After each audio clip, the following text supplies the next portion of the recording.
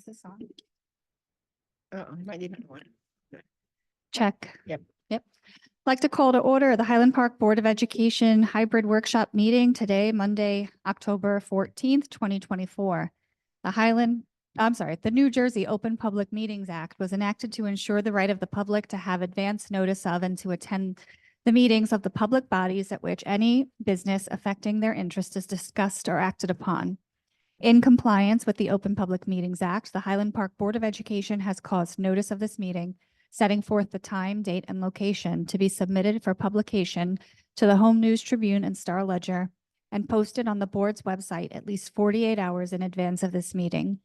Members of the public who wish to address the board will be given the opportunity to do so before the board adjourns for the evening. May I have roll call, please? Dr. Beatty, Here. Ms. Casaldon, Here. Dr. Coleman. Here. Dr. Pixley, Here. Ms. Bruce, Here. Dr. Schoolman, Here. Ms. Stanio, Here. Ms. Vardaman, Ms. Voorhees. Here. Stand for the pledge. I pledge allegiance to the flag of the United States of America and to the republic for which it stands, one nation, under God, indivisible, with liberty and justice for all. We had several communications since our last meeting. One strategic plan question, some comments about our audio. Hopefully it's working. If not, please shoot us an email. A question on the state report on special education and CPAG's involvement in special education program evaluation. The next item on the agenda will be to approve the minutes from the hybrid workshop voting meeting on September 23rd, 2024. And we're going to move to our student representative report.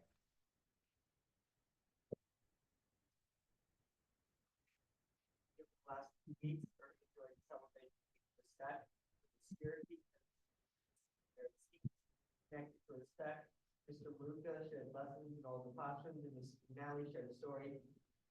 Irving ended the week with a visit from Mr. Ray, singing songs about kindness and respect. Thank you to all the families for supporting the PTO lawn sale and for taking part in the scarecrow. Students and staff loved welcoming the Highland Park Fire Department. Irving enjoyed the big trucks and seeing the staff dressed in gear. Irving had a record turnout for a walk and roll school day, sponsored by Keep Middlesex Moving, support the importance of physical activity and safety along our streets and sidewalks. With Ms. McNally and the staff, the students and their families walked, like students, and enjoyed the gorgeous weather. For Dental Health Month, Irving welcomed Kids and did a presentation for our students on healthy brushing dental care. And coming up, Irving has a PTO Willow Party on October 22nd and Picture Day on October 23rd. They look forward to welcoming their families in for helping students on this spot. For Bartle, Irving hosted from October 7th to 11th the Week of Respect, where students participated in different themes to bring awareness to people. Each day there was a Bartle TV announcement, which was made about respect and the challenge. A school-wide bulletin board was created and find out what respect means to me. Classroom lessons focused on respect and tolerance were shared with all staff along with the virtual library read alouds. SEL lessons, which all by Ms. Naden, focused on respect and tolerance. On October 8th, Bartle celebrated Georgia Fire Safety Assembly for all grades, and on October 9th, as in Irving, Bartle participated in National Walk and Roll School Day. All Bartle family strollers, bikes, and scooters were invited to join the staff, small event with staff, as well as the Highland Park Police Department and the Middlesex Moving to learn beneficial of walking bikes. On October 11th, was Fall Picture Day for Bartle, and I think it was a Halloween costume swap. Donations of costumes to be sent to Bartle up until October 20th. Costumes that are collected will be available for families to take at parent teacher conferences on the 15th, 20th, and 29th. And then the fall book fair will be the week of October 28th. The book fair will be open during parent teacher. For the middle school, last week was Spirit Week and the Week of Respect. On Monday, students was Sports Day, and the middle school had a welcome announcement for the Week of Respect. The respect pledge was read as well as on bullying. Students were given the challenge of thanking and showing appreciation for people in the school who help us every day with a lot of knowledge. Tuesday was their right for respect, another bullying statistic was read, and students participated in an anti-bullying lesson in class. Wednesday was twin day, an advisory on Wednesday. Teachers taught a lesson on respect. Students were asked to reflect on what respect looks like, feels like, and sounds like. Thursday was Throwback Thursday. Respect bingo was played first period on Monday. The bingo boxes were filled with praising a way to show respect. On Friday was color wars, with sixth grade wore white, seventh grade gray, and eighth grade wore red. Our respect dinner was instead of pep rally, as well as pictures of students for the eye and the eye and kindness poster. The teen center did a presentation of psychological safety and safety class. Then coming up for the middle school, this Thursday, October 17th, is picture day. Parent teacher conferences are tomorrow, Tuesday, October 15th, Monday, October 28th, and Tuesday, October 29th. The portal's been open for parents and parents to sign up. If anybody has any trouble, please reach out to Ms. Brady directly. High school kicked off advisory last week for grades 9 to 11 with a comprehensive curriculum on 3 A's: achievement, attendance, and attitude. This was developed over the summer using the responsive classroom model. Grades 12 kicked off class meetings to explore the plethora of upcoming events for the seniors. Future meetings will also incorporate college and career awareness and other pressing senior issues. This weekend, on Sunday, October 13th, the high school hosted a practice robotics competition with over 10 schools competing. The Owls won 3 of their matchups. On October 7th, in collaboration with Rutgers School of Education and led by Dr. Grant, our students had the opportunity to learn and converse with professors and students from the Universidad Autónoma de Yucatán. They learned about the multilingual landscape of Mexico while we explored our own cultural and linguistic diversity. Our students engaged in games, conversations, and presentations. Our guests toured our facility and learned about our programs. We're very impressed with the thoughtfulness and abilities of our students. Spirit Week will start next week on October 21st with Senior Sunrise next Monday. The week will end with the homecoming game on Saturday the 26th. Tickets can be purchased online in the school during Spirit Week. For high school sports, the girls varsity soccer team are undefeated Gold Division champs for the 3rd year in a row. The football team is playing on Friday at home and is now 4-2. Girls tennis competed within states this week, and they play tomorrow at 4 p.m. in the Central Jersey state finals. Sport them at Johnson Park at 4 p.m. And the Student School Leadership Committee and Parent Advisory Committee will be starting in the next 2 weeks. PTSO is their first meeting on October 23rd in the Media Center at 6:30 p.m. And October 7th to October 11th was the respect for the high school. Is that all? Thank you, Seth. That was a really thorough report. There's just so much going on. Does anybody have any questions? Well, I just wanted to comment too. That was so detailed. I feel like no pressure, but we're gonna expect like this high level detail. Thank you so much. It is really good to hear like so many updates across the schools here at the table. So I really do appreciate the detail that you include in your report. Thank you. I have a request just for Irving. I didn't know about the mum sale. I'm so sorry if I missed that, but if you didn't send it to the board, please do, because I definitely would have bought mums. I missed out on that, not having kids in the younger schools. So let us know next year. All right. Thank you. We'll move on to our superintendent's report. Good evening, everyone. So tonight I am going to share some results on our New Jersey Student Learning Assessment.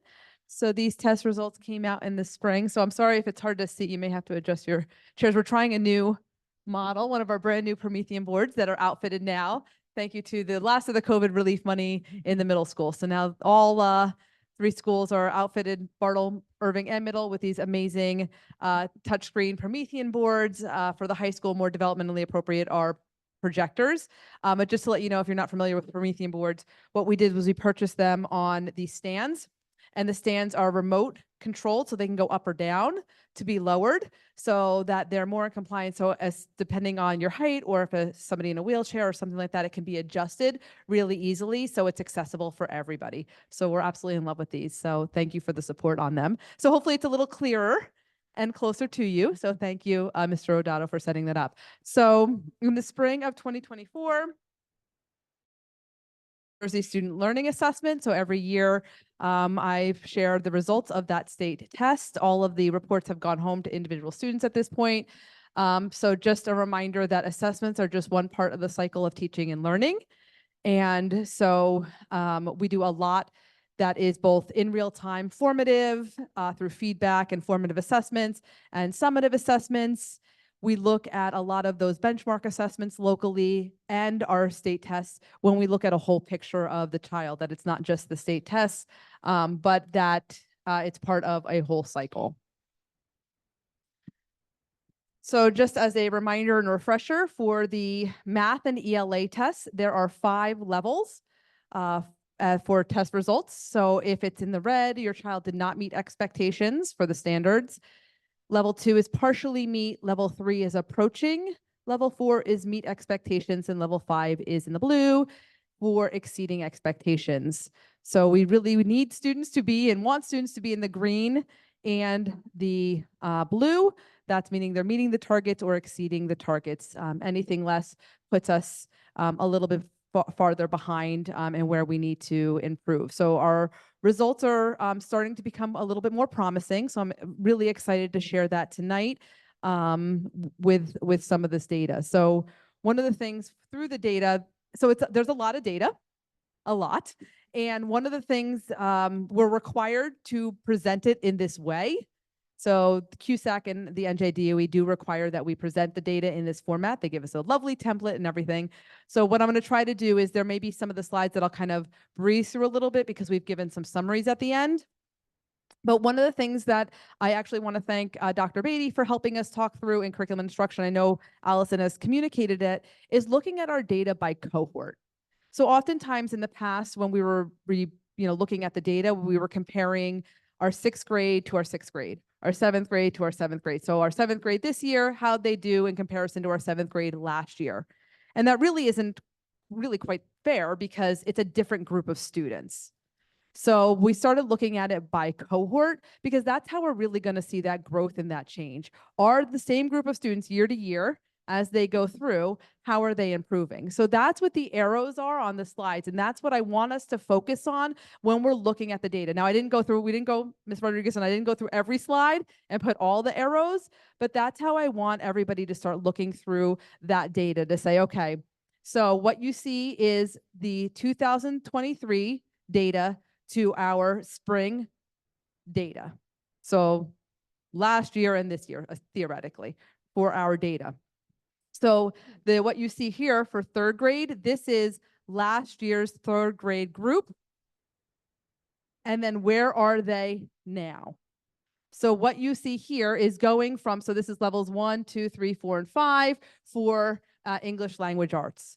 So comparing our local data from last year to this year, you can see that 3rd grade, that cohort moved from 33 students, 33% of students being at level 1, which is the lowest level, to now as 4th grade, 12% are at a level 1, which is great news, right? That means we're less are in the lowest level, and that means they're moving up for growth. So you can see that here. So for 3rd grade, last year we had 22% at level 2, 11% now from last year at level, 11% now at level 2 as 4th grade. There were 18% of 3rd grade students in 2023 at level 3, and now 26% last year in the spring at level 3. So when we get to level 4 and 5, which where we want them to be for passing, we had 27% in 3rd grade in 2023. In 2024, we're at 35%, 0 in 2023 at the exceeding expectations, and now 16% exceeding expectations for the new cohort. So that's really important to see that already 3rd grade, we're moving the needle. So that's where we look at it. So same thing here, grade 4. I'm not going to go through all of them. I'll be here all night, but that's why we drew the arrows so that you can follow the cohort. Now, not every cohort has a huge shift. There are some areas that, we're not as strong, but in general, you can see a lot of that growth. And so that's what we want to see here. Same thing when you look across the state data. However, we didn't draw arrows because this would get really complicated. So I'll walk you through how to look at the data. So this is the English language arts spring 2023 compared to last year, 2024. But this is our data versus the state. So for example, that 3rd grade I want to click something wrong here. The third grade cohort from ours. So third grade, our district, we had 33% of our students not meeting expectations versus in 2023, the 21% that the state had. Now let's look across that to 2024. We have to go here, right? So now they're in fourth grade in 2024. So we went from 33% to 12%. So good. That means less students in level 1 compared to the state one from 21 to 13. So, I mean, I guess the state's data following that is not really as critical so much as our data is important. But if you wanted to compare where we are versus the state, you can do it from 23 to 23, but follow the cohort if you want to see our growth versus the state. So that is this data, but that arrow movement would have been really quite convoluted, but that's how you really should be looking at it to compare where the cohorts are. And really interesting to see how the state's movement of students in each has kind of shifted as well. So that was our ELA versus the state data.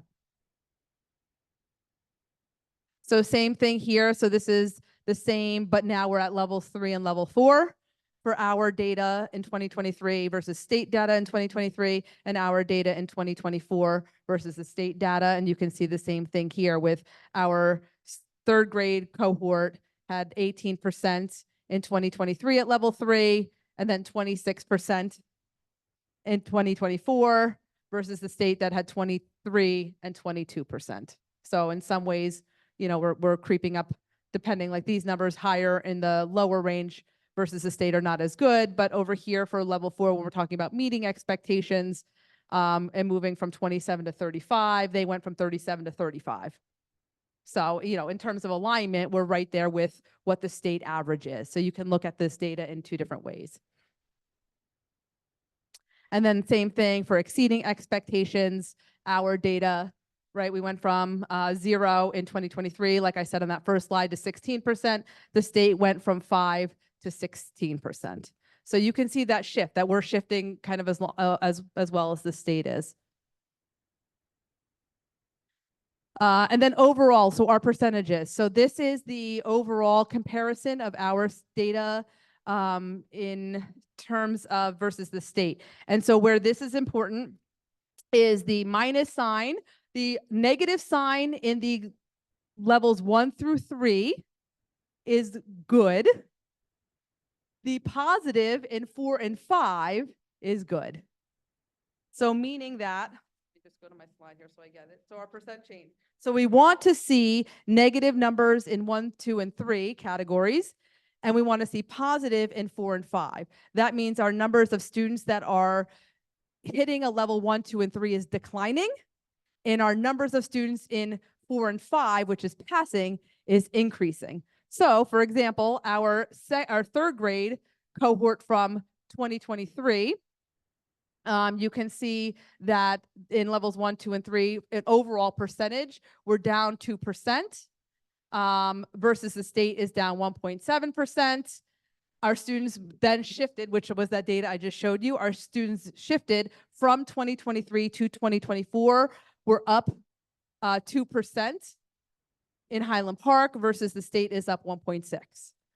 So same thing, grade 4, we have, we're down 3% in the levels 1, 2, and 3 category, which is great. The state is up 0.5% in that category. We are up 4% for levels 4 and 5 in grade 4. The state is down. But I'll just really focus on ours. Grade 5 for ELA in the first 1, 2, and 3 categories, we're down 10%. We're up 10% in 4 and 5, so that's good. In grade 6, we're down 8% in levels 1, 2, and 3, which is good, and we're up 6% in levels 4 and 5. 7th grade, we're neutral. We're down 1% in levels 4 and 5, which is an area of concern. In grade 8, we're up 7% in 1, 2, and 3, which is not good, and we're down 7% in levels 4 and 5, an area of concern in ELA. And 9th grade, we are down 18% in 1, 2, and 3, and up 18% in 4 and 5. So very great growth there. Here you can see our subgroups for English language arts. Now, just to let you know, the caveat with the graphs is that this is representative of all the ELA data across all schools. So grades 3 through 12 or 11, whenever they, or 9, whenever they last take the NJSLA, this is the data for all of them. So it's not parsed out by grade level or anything like that. And you can definitely see areas that we still have concern, that we've had concern for a number of years. That is still a focus area, which is including our multi-language learners, our students with disabilities, economically disadvantaged, Black African-American students and Hispanic students are still underperforming versus our whites, our Asians, 2 or more races, and maybe even our students with disability 504s are overperforming. So we still have some issues with our students in those subgroups still not doing as well as our other subgroup populations for English language arts. For the math data, so our comparison of our spring 2023 and 2024 math percentages. So just a couple of notes on that. Our grade 8 data, some students in grade 8 participate in the Algebra 1 assessment in place of the 8th grade math assessment. Thus, math 8 outcomes are not representative of grade 8 performance as a whole. So when you look at the grade 8 data, it doesn't represent the entire grade level, just the students that sat for that test. And in Algebra 1, 2, and geometry data, students in grades 11 and 12 were not included. So for some reason, they didn't take Algebra 1 or geometry either in middle school or freshman or sophomore in high school, but they took it in 11th or 12th grade. That data is not represented here.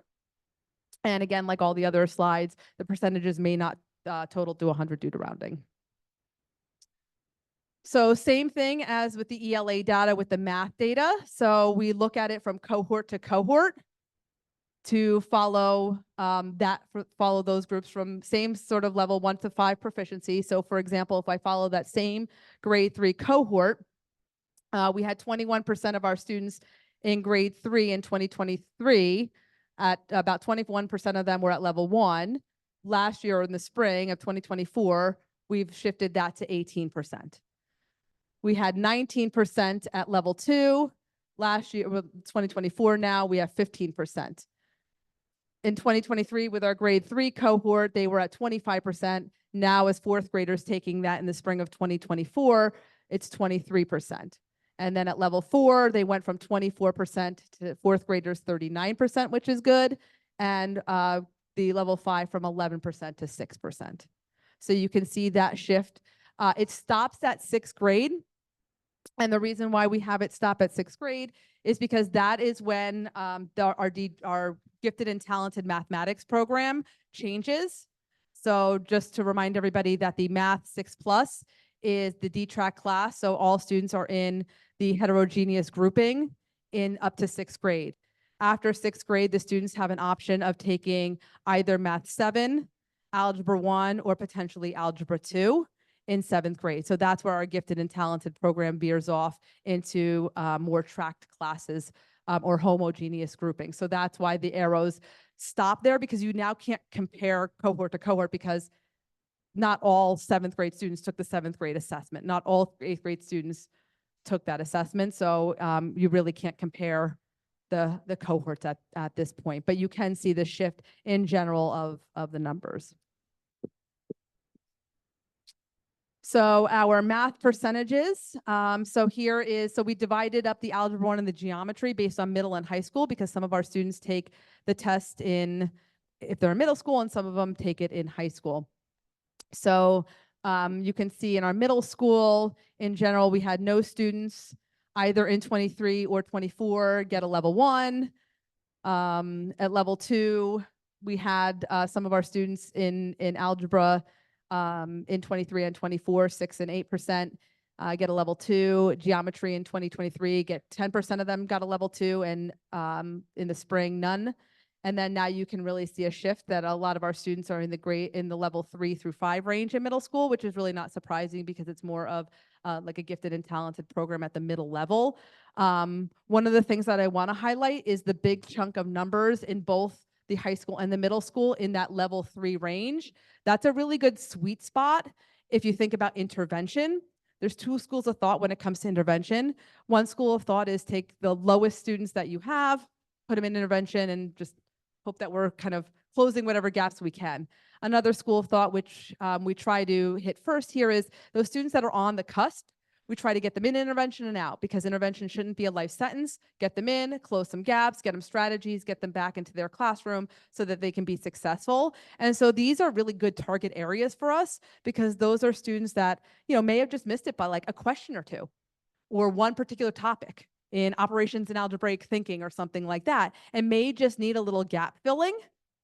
And then we can, get that for the next one. So unfortunately, it really wouldn't necessarily be with geometry, especially at the high school level. However, at the high school level for our Algebra 1 students, that 34% of students at level 3, there's still time, because now they're sitting in a geometry class. So even though the test is different, they're not testing again on algebra. There might be some mathematical concepts or the standard mathematical practices that we could work on with those students to shift the needle a little bit for this coming year. So that is the hope. It's a little harder with math because the content differs so greatly between algebra and geometry and things like that, versus ELA, which is a little bit easier because a lot of the standards are the same, just the amount of something or the level of evidence or the level of writing or the level of reading and comprehension just increases from year to year.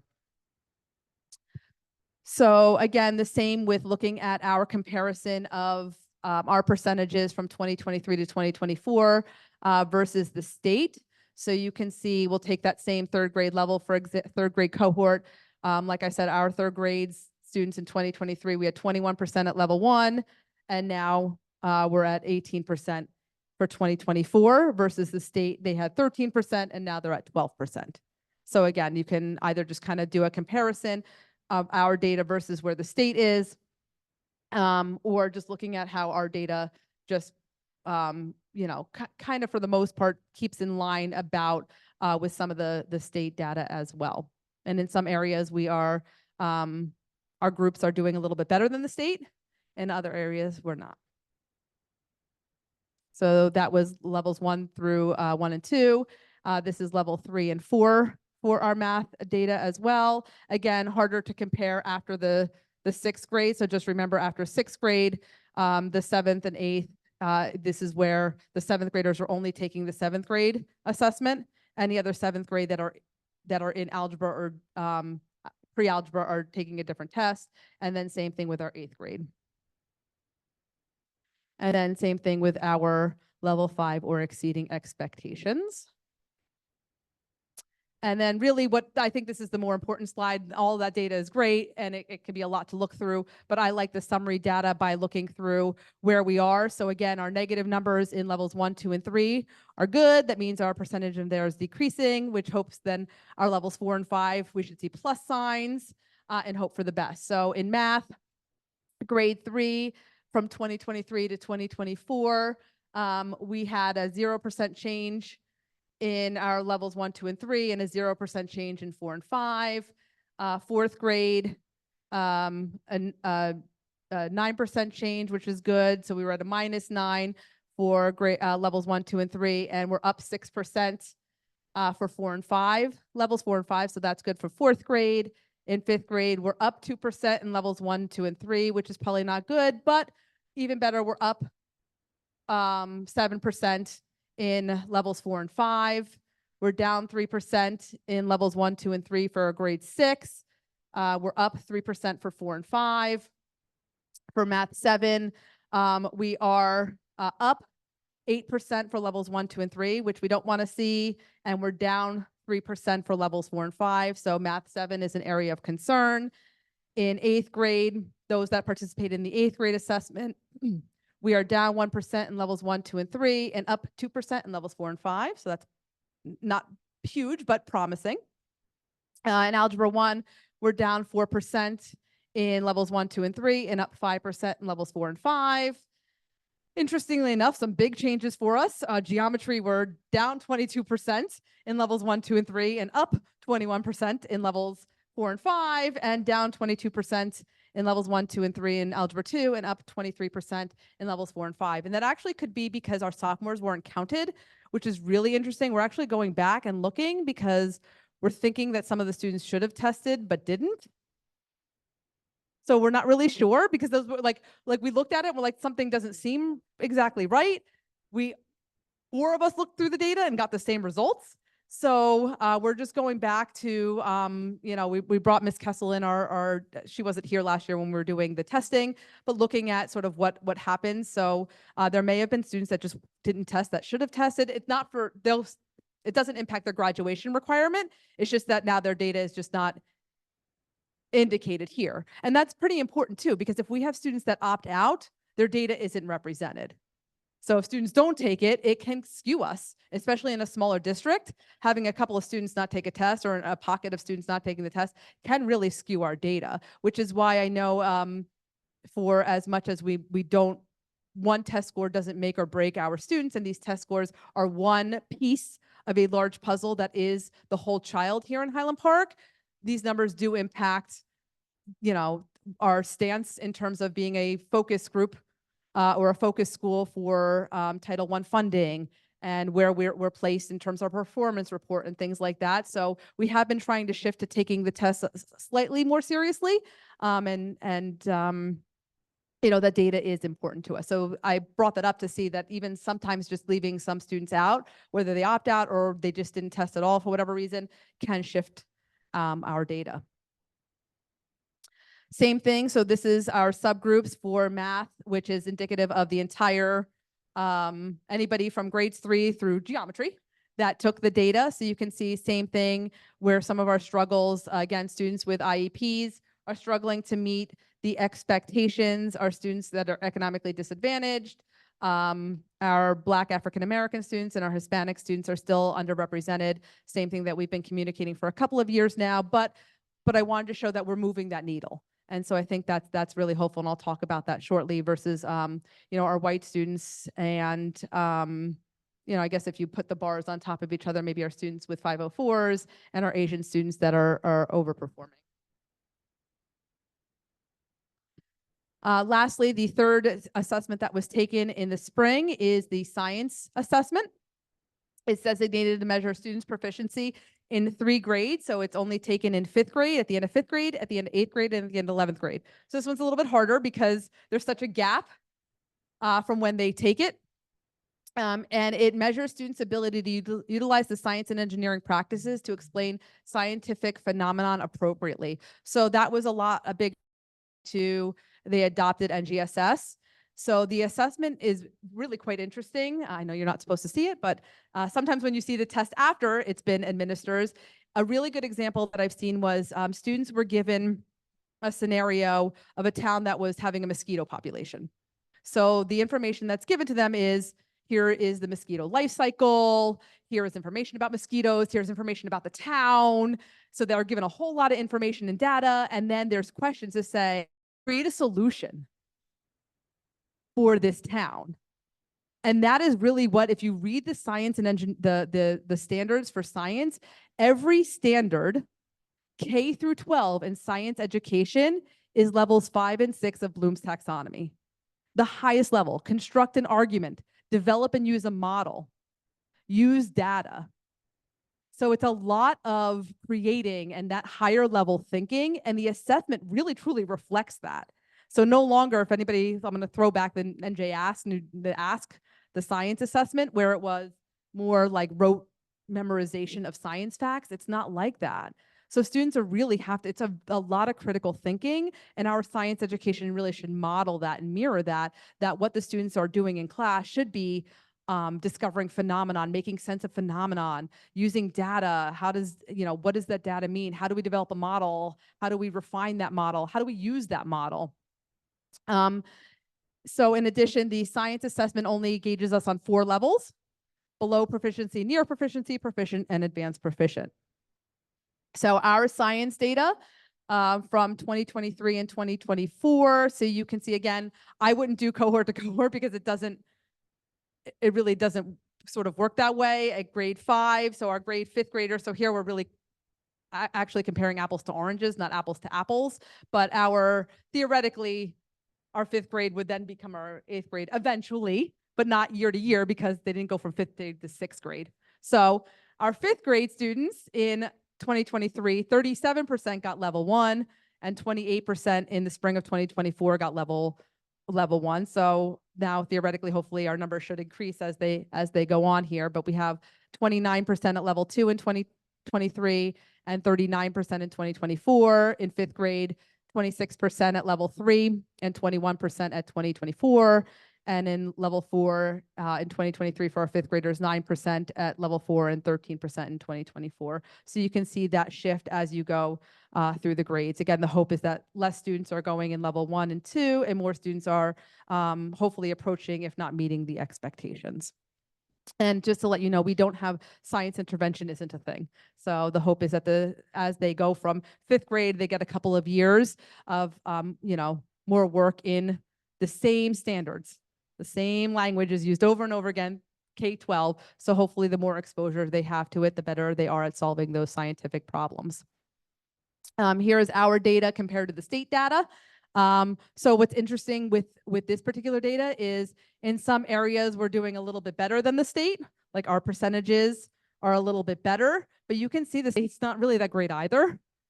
So, in some areas we're, about on par with where the state is. We're not the only district facing a lot of these issues, but in particular science, it's not going well across the whole state. I think the shift has been a little bit harder for teachers, especially at the secondary level, to wrap their heads around.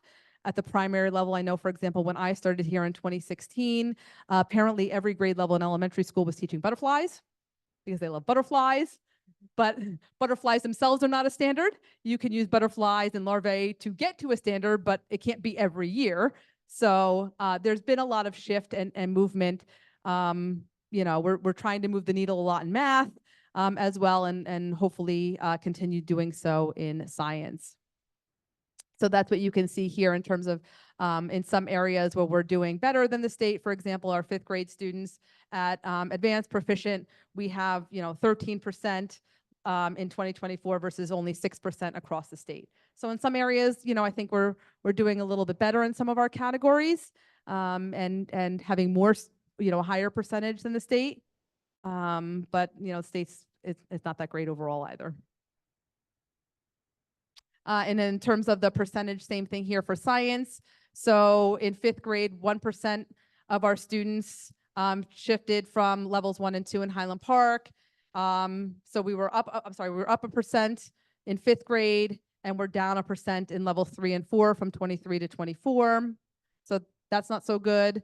But we have in 8th grade, we're down 4% in levels 1 and 2 and up 5% in 3 and 4. So that's good. Not so much in 11th grade, not sure what's happening in 11th grade, but that's not so good. We have we're up 20% of students in levels 1 and 2 in 11th grade. Yeah, so that's looking at me like, ooh. And we're down 21% in levels 3 and 4. Again, if I don't know the number of students, it's not compared to the number of students that took it, so I don't really know what that overall, like what our end number is for the students that took it, but that's an area of concern as well. We got to work on those 11th graders for science. And, honestly, no big surprise here that our students with disabilities, our multi-language learners, our students that are economically disadvantaged, our Black students and our Hispanic students are struggling with science as well. Our 2 or more races are doing really well. And if you pile on our 2, the blue and the green for students with 504s, they're doing really well. Not really our white students either, maybe our Asian students, maybe in science. Science is a big struggle for us overall. So definitely an area we have to work on for our subgroups. So some notable achievements. And I do want to say that the work that we're doing, especially in the world of math and English language arts intervention, has been incredible. And so just to remind everybody that we did the board did make a commitment to taking in some of the salaries of our interventionists into the operating budget was really amazing. We were going to have to cut some because our COVID money ran out, but we were able to use our Title I funds and some operational budget to maintain them. And so I know some of that data has gone back to curriculum and instruction to show that we are moving the needle, getting students into intervention where they need it, closing some gaps, and then getting them out. So that's been really great. We've seen a lot more success, and I'll go through our notable achievements at Bartle. And I actually probably think now, I don't have any statistical data about this, but our hunches is because our Bartle staff has not really changed dramatically. So they're getting the the Orton Gillingham training. They're getting a lot of the complex task training. They're getting, we're moving the needle because there's a lot of consistency with that Bartle staff, and they're implementing those things. We haven't moved the needle as much in middle school, I think partially because of our staffing. We had it's unfortunate because it's a small school. So we had a couple of math teachers out on leave for extended amounts of time for unforeseen circumstances last year. And we had to put, the rate we were going with everyone in the state, we had to put daily subs. And then if you remember, people were writing plans for those daily subs. So to get really great math instruction wasn't consistent for some of our middle school students. And then ELA, we had 2 brand new teachers.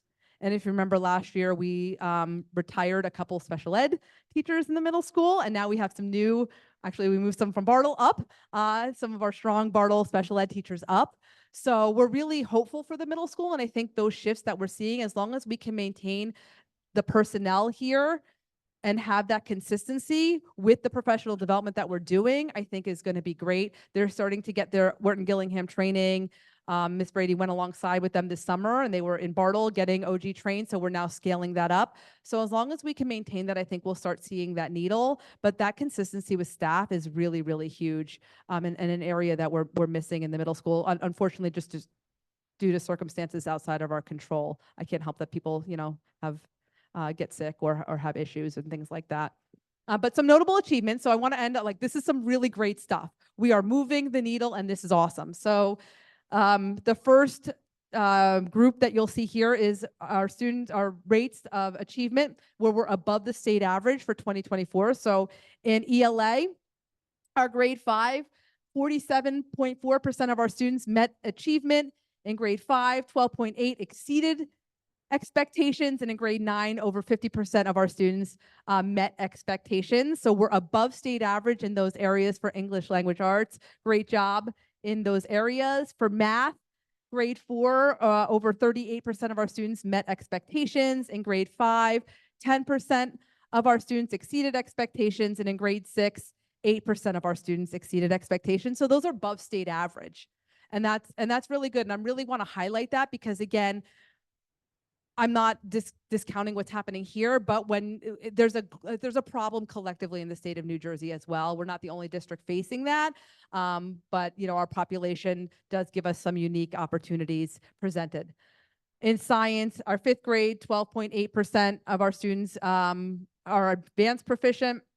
Grade 8, 16% are proficient, and 6.9% are advanced proficient. And grade 11, over 27% are proficient, and 14.8% advanced proficient in science. Salute. And so we have, again, above state average. Kudos to those groups, and we're moving the needle. In areas where our above state average increase, and that's really important. That was that plus sign that I want to show you, that we had tremendous growth in a lot of areas. So though we have areas that are still areas of concern that we're still addressing, in ELA, we are now over 2% over what we were for grade 3 in meet and exceeds expectations. In ELA for grade 4, we're at over 4%. A 4% increase in meet and exceeds expectations. In grade 5, we're at over 10% at meet and exceeds expectations of an increase. In grade 6, an increase of 6% meeting and exceeding expectations. And in grade 9, we're at 18% more of our students are meeting and exceeding expectations. So that's really great news and moving the needle. In math, we have even more gains. Grade 4, 6%. Increase in meeting and exceeding expectations. In grade 5, we're have a 7% increase. Grade 6, 3% increase. Grade 8, 2% increase. Algebra 1, 5%. And for whatever reason that we're still unknown to us, but yay, Our geometry is 21% and algebra 2 is 23% increase in meeting expectations. And in science, our grade 8 is 5% over what we had from the previous year in meeting and exceeding expectations. So like I said, fantastic work. We're not done, obviously. We're still moving the needle, but quite honestly, you know, in situations where it just kind of looked like it was getting worse before it was getting better, I feel really confident about the data. I really feel confident about the programs we're putting in place. This year is going to be a very, very, very tight budget year for us. So we have to make some hard decisions potentially this year.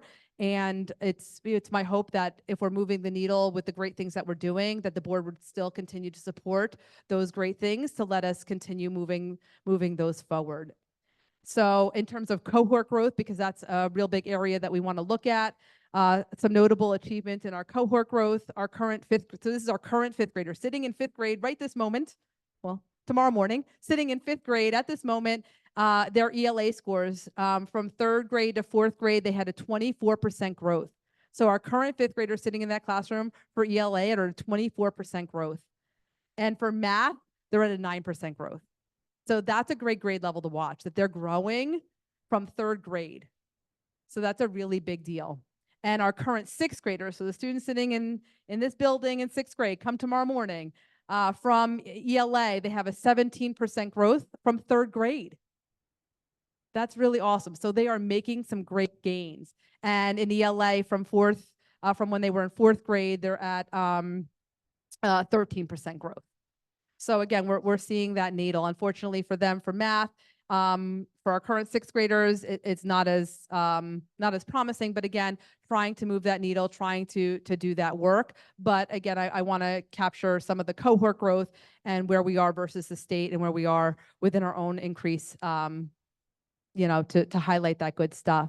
So what are our next steps? We will share our reports with students, parents, guardians, staff, and administrators. So they will get their individual student reports. Our administrators get their school reports.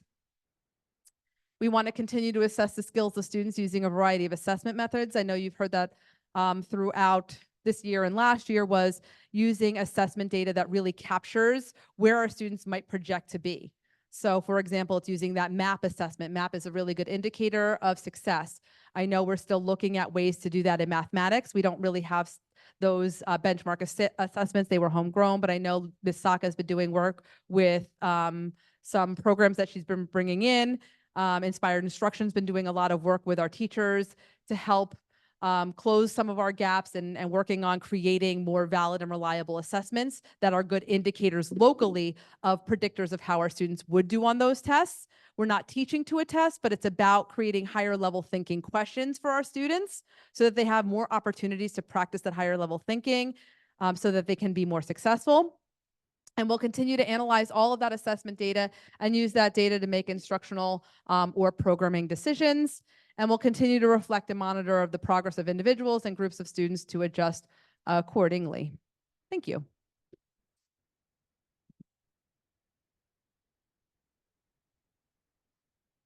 All right. Thank you so much, Dr. Siska, for that report. It was extremely thorough. I personally love the new lens of looking at it through a cohort model, trying to track the growth from year to year. So thank you for showing us that. Any questions from our board? I have a question. Is my mic working? I think it is, right? Sound like it. Doesn't sound like it. It doesn't sound like it. Oh, yeah, it is. Oh, it is. You Okay. just have to speak up. Very close. Will this report be shared with parents, the presentation itself? Okay. Yeah, so the presentation will go through the board bulletin. So every board bulletin that goes out always has the presentation. I try to get these things ahead of time. Unfortunately, they give us the data and then they didn't give us the template until like Thursday morning to put it all together and what their expectations are. So we can only work as fast as the state can. So I apologize to getting it to everybody over the weekend. Usually that's not my what I do, but it's unfortunate that we work at the pace of the NJDOE sometimes. But yes, this will go out to everybody as part of the board bulletin. Thank you. I also wanted to say I really liked that you separated the algebra and geometry by middle school and high school. That was really helpful to see. Because I know there's, that's all taken at different years. I thought the report looked great as is, but that would be helpful maybe to see that in the cohort as well, just to show that, this is the middle school percentages that are in taking algebra versus the high school percentages taking algebra, but having it on a separate slide was great. So thank you for that. I had a question about 7th grade. Do you know if kids are taking pre-algebra or algebra in 7th grade, do they take that test or they're too young? Do they still take the 7th grade test? No, they would take the math that they're in. They So take the there's no math that they're in. pre-algebra tests. Okay. So I would have to double check. I don't know, Dr. Beatty, if you know, but I think they take the grades, I think they take grade 7. grade Grade 7. seven? They Okay. take grade 7, but algebra takes algebra. Gotcha. Okay. Thank you. I want to just make a couple comments, I think more than questions, but I think the first one is I just want to recognize the hard work of the teachers and note like so many areas of growth that I think are really important and just signs of hard work within the district. My other comment is about some of the test scores by subgroup. And I know this has been a challenge in the district for a while, but I'm really worried that this is becoming normalized, that we're accepting that these differences are happening. And I even think it'd be a shift, I think, sometimes to talk about these are the students who are serving well or we're not serving well, rather than this is how students did, because they're learning based on the kind of quality of education that we're providing. And I think across the different data, whether I think it's benchmark data or the state data, we're seeing students with disabilities, we're seeing multilingual learners, we're seeing Black students, we're seeing Hispanic students like consistently not served well in the district. And I think changing the language around that can also change the sense of responsibility that we have as educators around it. And I just think it's really important to kind of disrupt that as a narrative that we keep repeating and to actually think about how do we shift this fundamentally. And it might require like big shifts, right? Instructionally or how we think about students. Because while we do see like achievement gaps created sometimes and by students who have access to different things, not meeting the standards is actually what's happening in the classroom. And I think that's important too. These aren't differences these aren't just rank order differences that some students are 99 percentile. These aren't percentiles. This is just, are you meeting what is taught in that grade? And I think all students can be taught the standards in the grade. And I think that needs to be the kind of baseline. And then, well, what are we doing to serve them? I think, so I just want to say that to kind of hopefully kind of shift the needle in how we think and how we talk about some of the data and the repeated kind of nature of it. The more we repeat, the more times we accept it and it becomes a norm rather than we can serve these students. Schools serve these students all the time, right? Each of these kind of subgroups, and then figuring out how we can serve them better. So I just want to say that because I think, yeah, because I'm worried about how the data, it being repeated, maybe us not figuring out how big shifts that need to happen and not wanting it to be kind of normalized too. Yeah, just kind of my thoughts were very similar to Dan's. And, I will say as much as I'm very pleased to hear all the areas of growth, I am, it's deeply tempered, I think, by my concerns about this continued, and I mean, we're talking about more than a couple of years with our challenges of not meeting the needs of a significant percentage of our student body, our students who are consistently underserved. And it's really, to me, it's frustrating, just being a board member since 2018 and having this problem knowing that this has been a problem since my own kids were in the school district in the middle and high school around 2014. At that time, I learned that the college prep courses, the CP courses, were nicknamed the colored people's courses in this school district. You know, that was kind of the colloquial term. Maybe it's still used because of the kind of hyper segregation we have within our schools, our classrooms. And I think, you know, as much as I definitely take standardized test data in a very compartmentalized view, because we know sort of the limitations, it is a reflection on, as I think Dan mentioned, sort of the instruction and how we're serving a significant group of students in our district. So I think one of the things, I mean, I can't say it really better than Dan in terms of not normalizing this. And I feel like I've been at this table for long enough that I know I internally am not normalizing it, but I feel like I'm part of this process of normalizing this reality. And we can't accept that. I mean, this is not something to just sort of take in stride that this is work we have to continue. This is a problem. This is something we have to prioritize. And that means shifting the frame of how we look at it, applying more data in terms of why don't we have an analysis of the cohort and changes in growth within these subgroups? If we know they're consistently underserved, are there any notable achievements within these subgroups?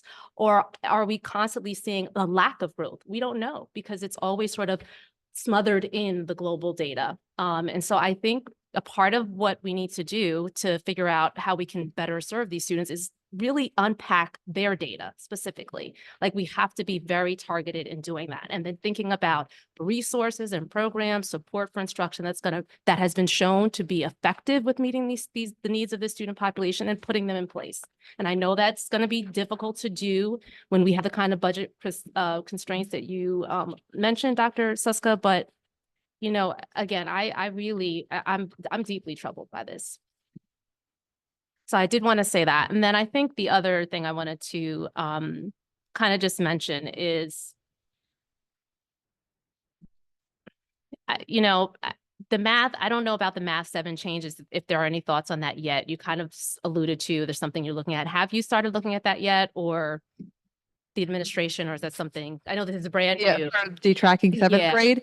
We're not there yet. Algebra, it becomes really complicated at algebra, coupled with the fact that there's actually a reading level that's required for the algebra assessment.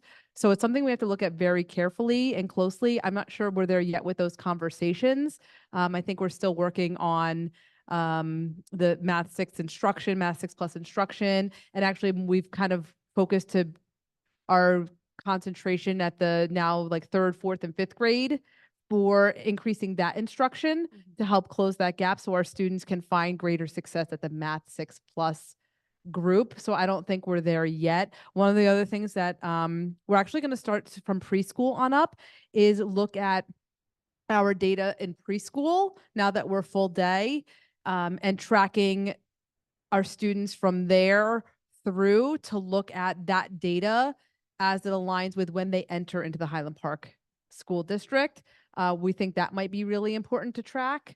And so that's where, because middle school actually has I don't have the data yet, but we're actually looking at between 4th, 5th grade and middle school is where we get a higher than usual transient population of students. Irving has a lot because it's new. So we do have a lot of higher enrollment in general at Irving, but our fluctuation of that, and we'd have to look at the principal's report, comes a lot at like the grades like 4 through 7th is really interesting. So that's where we want to look at and see where we're at with that first too. So there's a couple, that's why we're looking at some key data points to further unpack this data to see where it is that our students are struggling. What is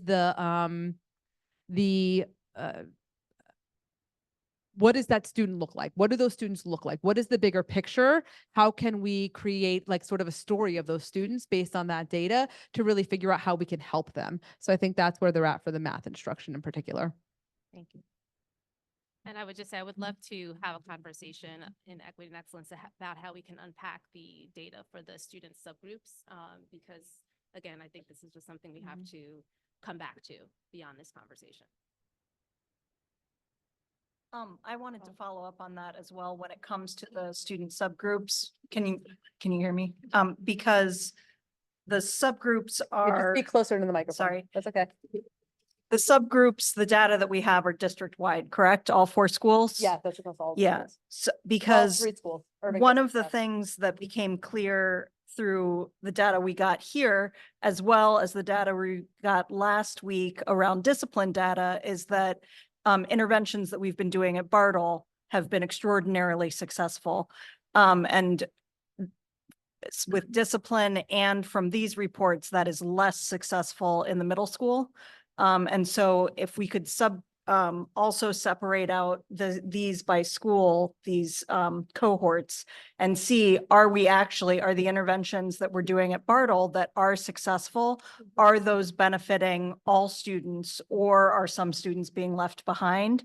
And similarly, while we're not seeing these advances in the test scores really in the middle school, are things also worse there? And then I understand the issues around staffing, that were unavoidable last year, but this really does seem to be it's 2 board meetings in a row of we're doing these interventions, they're working at Bartle. I'd like to know exactly, like I said, from this, are they working for everyone?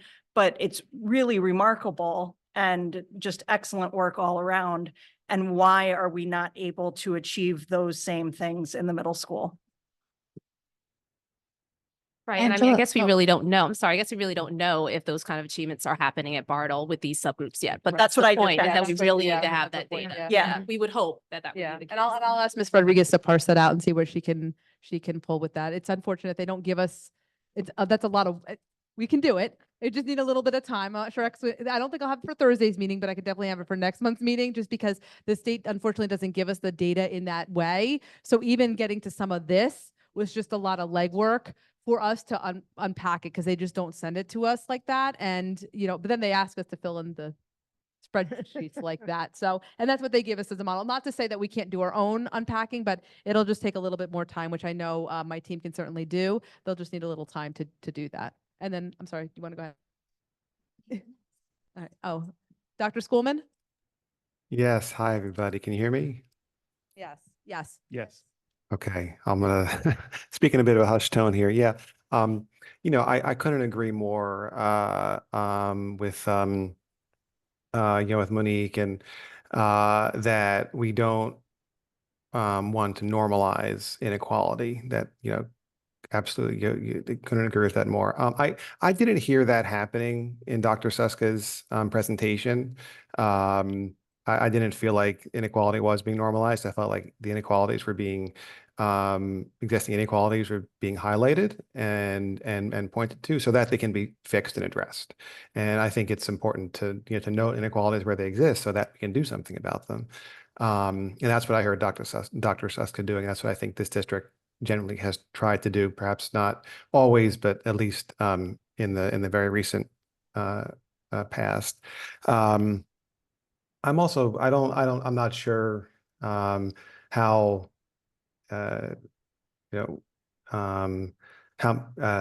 how much I don't love the language of switching, saying certain subgroup of students is performing at a certain level, and switching that language to say, we are not serving these students well. I think that takes what is a neutral construction and makes it a blaming construction on the student, on the teachers and the administration. And I don't think we should assume that the district is doing something wrong in how we talk about it any more than we should assume students are doing something wrong, when we know oftentimes they're not. They're trying as hard as they can. As Dan was saying, they don't have the resources they need. So I think I see eye to eye on the board members have already spoken on what the issues are. I just wanted to raise some points about the language that was being suggested that we adopt. Thank you. I'll say I one- think it's interesting that, oh, sorry. I know there have been conversations at this table where there were concerns about certain concerns about reading performance in our schools, that were discussions that were had about the student population more globally, not these subgroups. And the emphasis there was on what can we do to better meet the needs of those students? How can we improve our reading instruction? So when we talk about that in the context of these subgroups, it's the same kind of conversation. What do we need to do more? What do we need to do better? What do we need to strengthen to better meet the needs of our students who are being underserved? And that is clearly reflected. So I don't think this language shift is anything different from the kind of conversations that you yourself, Ethan, have initiated here at this table around how we can better meet the needs of students to see improved growth in academics.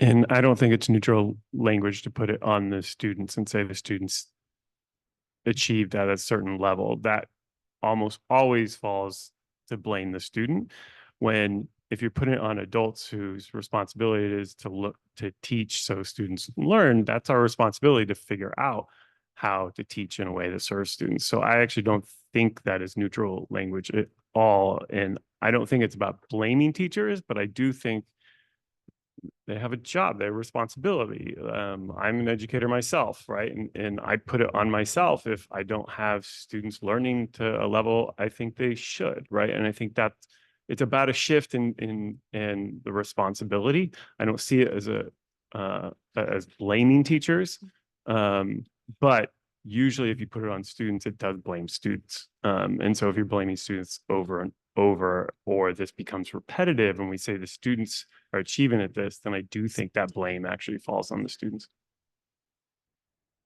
Anybody else? All right, so very thoughtful discussion. I share so many of the same concerns. I want us to all take this back to our committees, because we all have a hand in addressing the gaps that exist in our district. So, this is wonderful talk, but let's bring it back and turn it into action. And we'll share some of that later on with our committee reports. But right now we are going to go to public comment.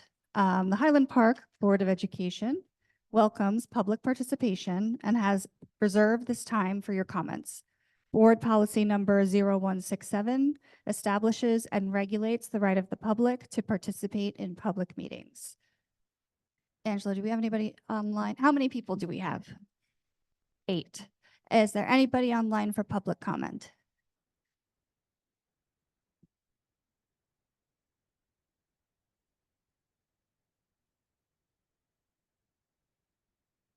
All right. Last call.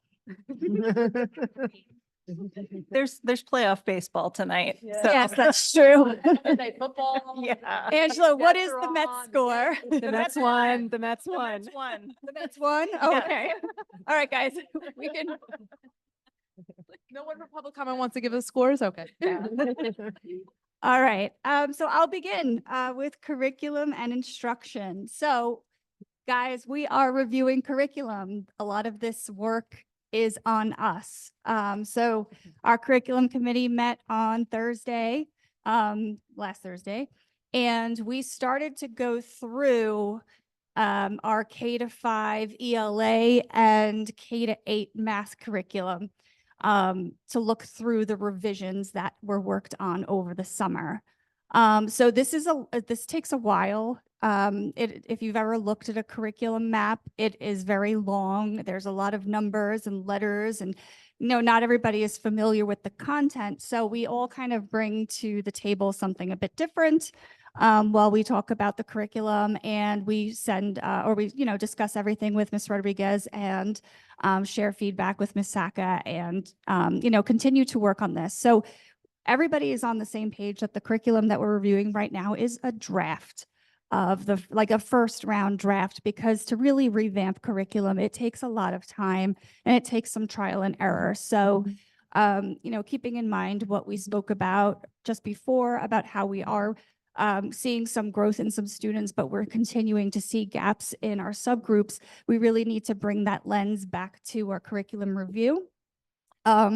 And, when we're looking at it, think about how our curriculum is targeting those learners. So, for example, one of the pieces of feedback that we shared was that in the curriculum maps, there often is a very standard list of ways that teachers differentiate for gifted and talented, students with disabilities, multilingual learners.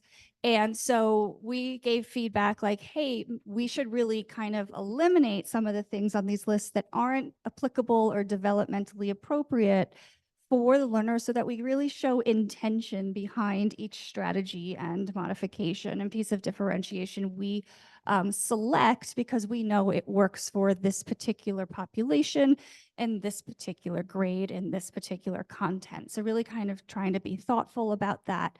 And Ms. Rodriguez did share that she is revising those differentiation strategies to be more content appropriate and more developmentally appropriate throughout the year. We also discussed some new, how the new units in ELA are structured. Previously in K-5, they had separate reading and writing units, which is something that's been around for a long time, ever since Lucy Calkins' reading writing workshop. Now that we are shifting more towards science of reading, integrating foundations, Haggerty for writing, the units are now constructed around themes. So to build that content knowledge, to explore theme deeply, and really integrate texts of all types. So students are no longer just reading historical fiction for 6 weeks. They might discuss immigration as a theme and read articles about immigration and read poems about immigration and stories about immigration and really try to build a deep understanding about the topic through those literary and informational texts. In addition, they're now writing all throughout the unit. So there's no more, now we're just going to write for 4 weeks. They're writing in response to what they read. So just today, my son brought home, which he's never done before, a reading reflection homework. So he has to write about what he reads at home. So we're seeing that shift in how the units are planning and how the units are planned and how they're integrating writing. We are going to continue reviewing the K-8 math curriculum, and we also had new curricula for zoology and chemistry. So as we continue to review these, we will submit feedback to administration and share, obviously, what we discuss with you all. But this is a very long process, so just bear with us. We also discussed future considerations around the grading policy. The last time the grading policy was updated was in 2000. And the district has recently, I guess for the last few years, done some professional learning on equitable grading practices. So it may be time to look at our grading policy and explore how we can integrate some of those equitable grading practices. And let's see, what else did we discuss? Field trips. So we looked over the field trips. I will share, they are attached to the agenda of next week. They will be there. And then we also, Marilyn and I went to the Middlesex County NJSBA meeting, and we saw a fantastic presentation from the Supervisor of Educational Technology at East Brunswick on developing a strategy with artificial intelligence. So we shared those notes with the committee, and Dr. Suska shared notes for her most recent PD on AI as well. So we're going to review those for future discussion. On the agenda, we have a resolution for field trips, the resolution to approve a correction of a home instruction end date, a resolution to approve a Bartle crafting club with Miss Jobity.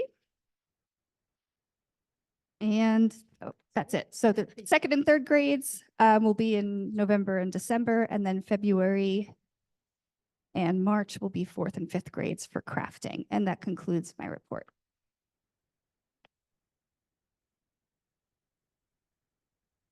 Equity and excellence, And nothing to report. finance and facilities. Finance Facilities is meeting next week, so I can just go over the agenda. So on the agenda that we'll be voting on next meeting is this general bill list. There'll be a resolution to approve travel that's attached to the agenda. Resolution to approve the following contractors for professional services. That was Mr. Ray that we heard about at Irving, and Jana Lee Consulting, working with our K-12 ELA teachers. We also have a resolution, a pass-through for the non-public schools of a technology purchase. Resolution to approve the donation of a step 2 playhouse going to Irving Primary School for the preschoolers. Out of district placement for a student. At Montgomery Academy, resolution to replace the refrigeration system for the walk-in freezer at the high school. The cafeteria, there are two proposals here, and a resolution to accept the quote from J Hill Repairs to take care of the refrigeration problem at the high school. And that's it. Expect the agenda to be longer, finance, when we meet again. Any questions for finance? Okay, personnel and communication. Personnel did meet. Unfortunately, I was unable to attend, but Marilyn, thank you for taking notes for me. We went over the agenda. They went over the agenda. It was Dr. Seska, Nikki, and Marilyn in attendance. Just of note, what I'll be going over the agenda, 2 of the resignations, actually, they were hired but didn't ever start the job. So when you see there are multiple resignations, but they never started. Also, the county superintendent approved a revision to Dr. Seska's contract so that she can be the sponsor for ASP, to review the weekly reports to DCF and perform the other needed functions for the program. Under communications, Dr. Seska is planning to set up meetings with parents to get input and feedback on strategic planning updates as it moves forward. So they discussed options on what to call the groups and when they might meet, etc. And over the agenda. We have a resolution to approve the amended contract, as I explained for Dr. Seska, for backdated to September 1st through the end of the year. Resolution to approve 4 leaves of absences. Resolution to approve 3 resignations. Resolution to approve appointments. I don't know how many letters that is on multiple pages. And a resolution to approve corrections to start and end dates for the interim supervisor of STEM and a job coach para. And that's it. Short agendas all along. All right, and questions for personnel and communications. All right, policy. Policy did meet. We met, I guess on the 9th. It was Allison, Jen, Dr. Seska, and myself. And we talked about, most of what we talked about are things that are not yet, actually all of them are things that are not yet going to coming for a vote. We discussed the field trip regulations actually for field trips. The administration has requested some changes to the process, or maybe process changes are needed to improve the process. So some of the revisions to the policy that we looked at was extending the number of days of notice that a teacher or an advisor needs to make when requesting a field trip. Right now, it's 10 days. It's not enough time to go to check on chaperones and get the general approvals that are needed. So the policy we looked at, the suggestion was 60 days. That seemed a bit long, so it's going to go back to administration to figure out what they really need, to make this work. The other piece of the policy was the process for getting chaperones for the trip. There's some changes in that as well that are being proposed. For example, having an administrator attend trips that are either international or outside of New Jersey, so the administrator's near in case of a problem comes up. So it was initial conversation. The feedback goes back to the leadership team, and they discussed it, and it'll come to us again. The other discussion that keeps coming up in our meetings is the idea when we abolished the emergency meetings policy that was COVID related. There's been a conversation about whether at board meetings we should pick up the provision that the public could send emails as a way to comment at meetings. And we've had a range of opinions on that. We're kind of split. So we really would love additional board feedback on that question. So that's still for consideration, not moving forward. And then we also had the conversation about the meeting that Alice and I attended about AI policy. East Brunswick so Strauss and Esme has put out a draft of a policy. It actually was attached to the minutes if you'd like to take a look at it, as is the the workshop presentation that Dr. Suska went to and that we went to. It seems like it needs to start from the district at some point. The district creates a plan for AI or it ties to policy. I'm not actually sure which comes first. In any case, it's a long process. It's not something that's going to happen overnight, but definitely conversations are starting. And it's, there's these conversations starting in many districts as the need is there. And that's it. On the agenda, there are no new policies. So everything on second read we talked about last time. So that's it. I'm done. If there's any questions? Sorry, quick question. Yes. So for the rule with the administrators attending international trips, is that something that's been put in place or is that something that's being discussed of being put in place? Oh, great question. Yeah. So we want to put it in place starting this year. So when I started here in the position, I realized that administrators weren't attending these out of state and out of country conferences. Just to let you know that in the event that something happens, especially if it's an infraction that is pretty serious, or disciplinary in nature, only people that hold a principal certificate or certificate of eligibility are able to actually act in that capacity. So in light that if something happens at that point, certified staff members that are teachers are not able to do so. And so that was a little bit of a concern going outside of the country or outside of the state if something were to arise or happen, that there was an administrator there to act in the context of that, in the context of, your parent when you're away and that kind of thing. So I think, my previous roles in other districts and just kind of taking the pulse of things, that it's something that's very common practice in other districts that wasn't here for many reasons, as I was told when I started in the position. So I think it's really important to have. One of the things we talked about was local when local overnight trips happen. So for example, Model UN is going to Rutgers for their annual trip.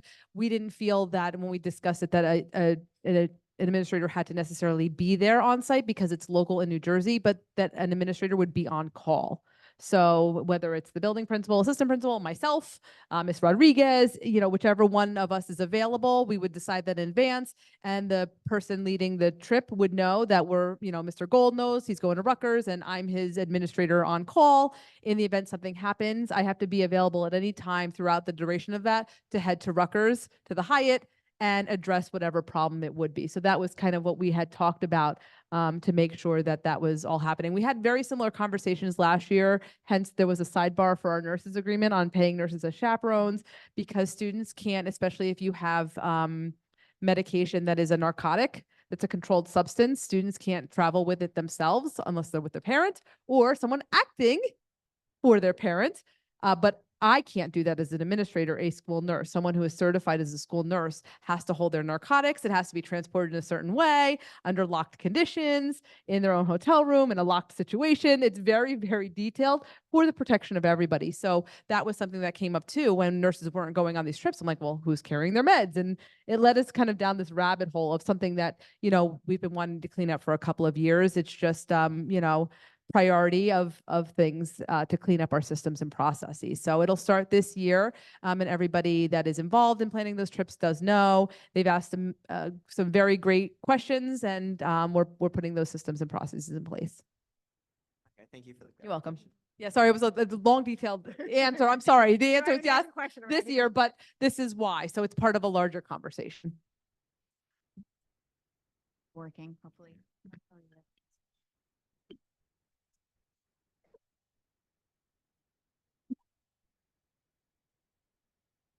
Hello. My question is about the AI policy because there isn't one currently. What happens?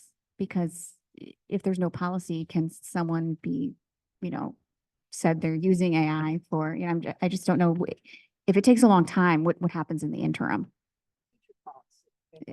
I assume each teacher would have a policy. And that's, Yeah, so I mean, it depends on what, like if they're using AI to, the example we had talked about in our policy committee was if they're using AI to cheat. So if they throw something in an AI to create their essay and it shows up as plagiarism, It's the same thing as our plagiarism policy. So that is a really good example of what we discussed.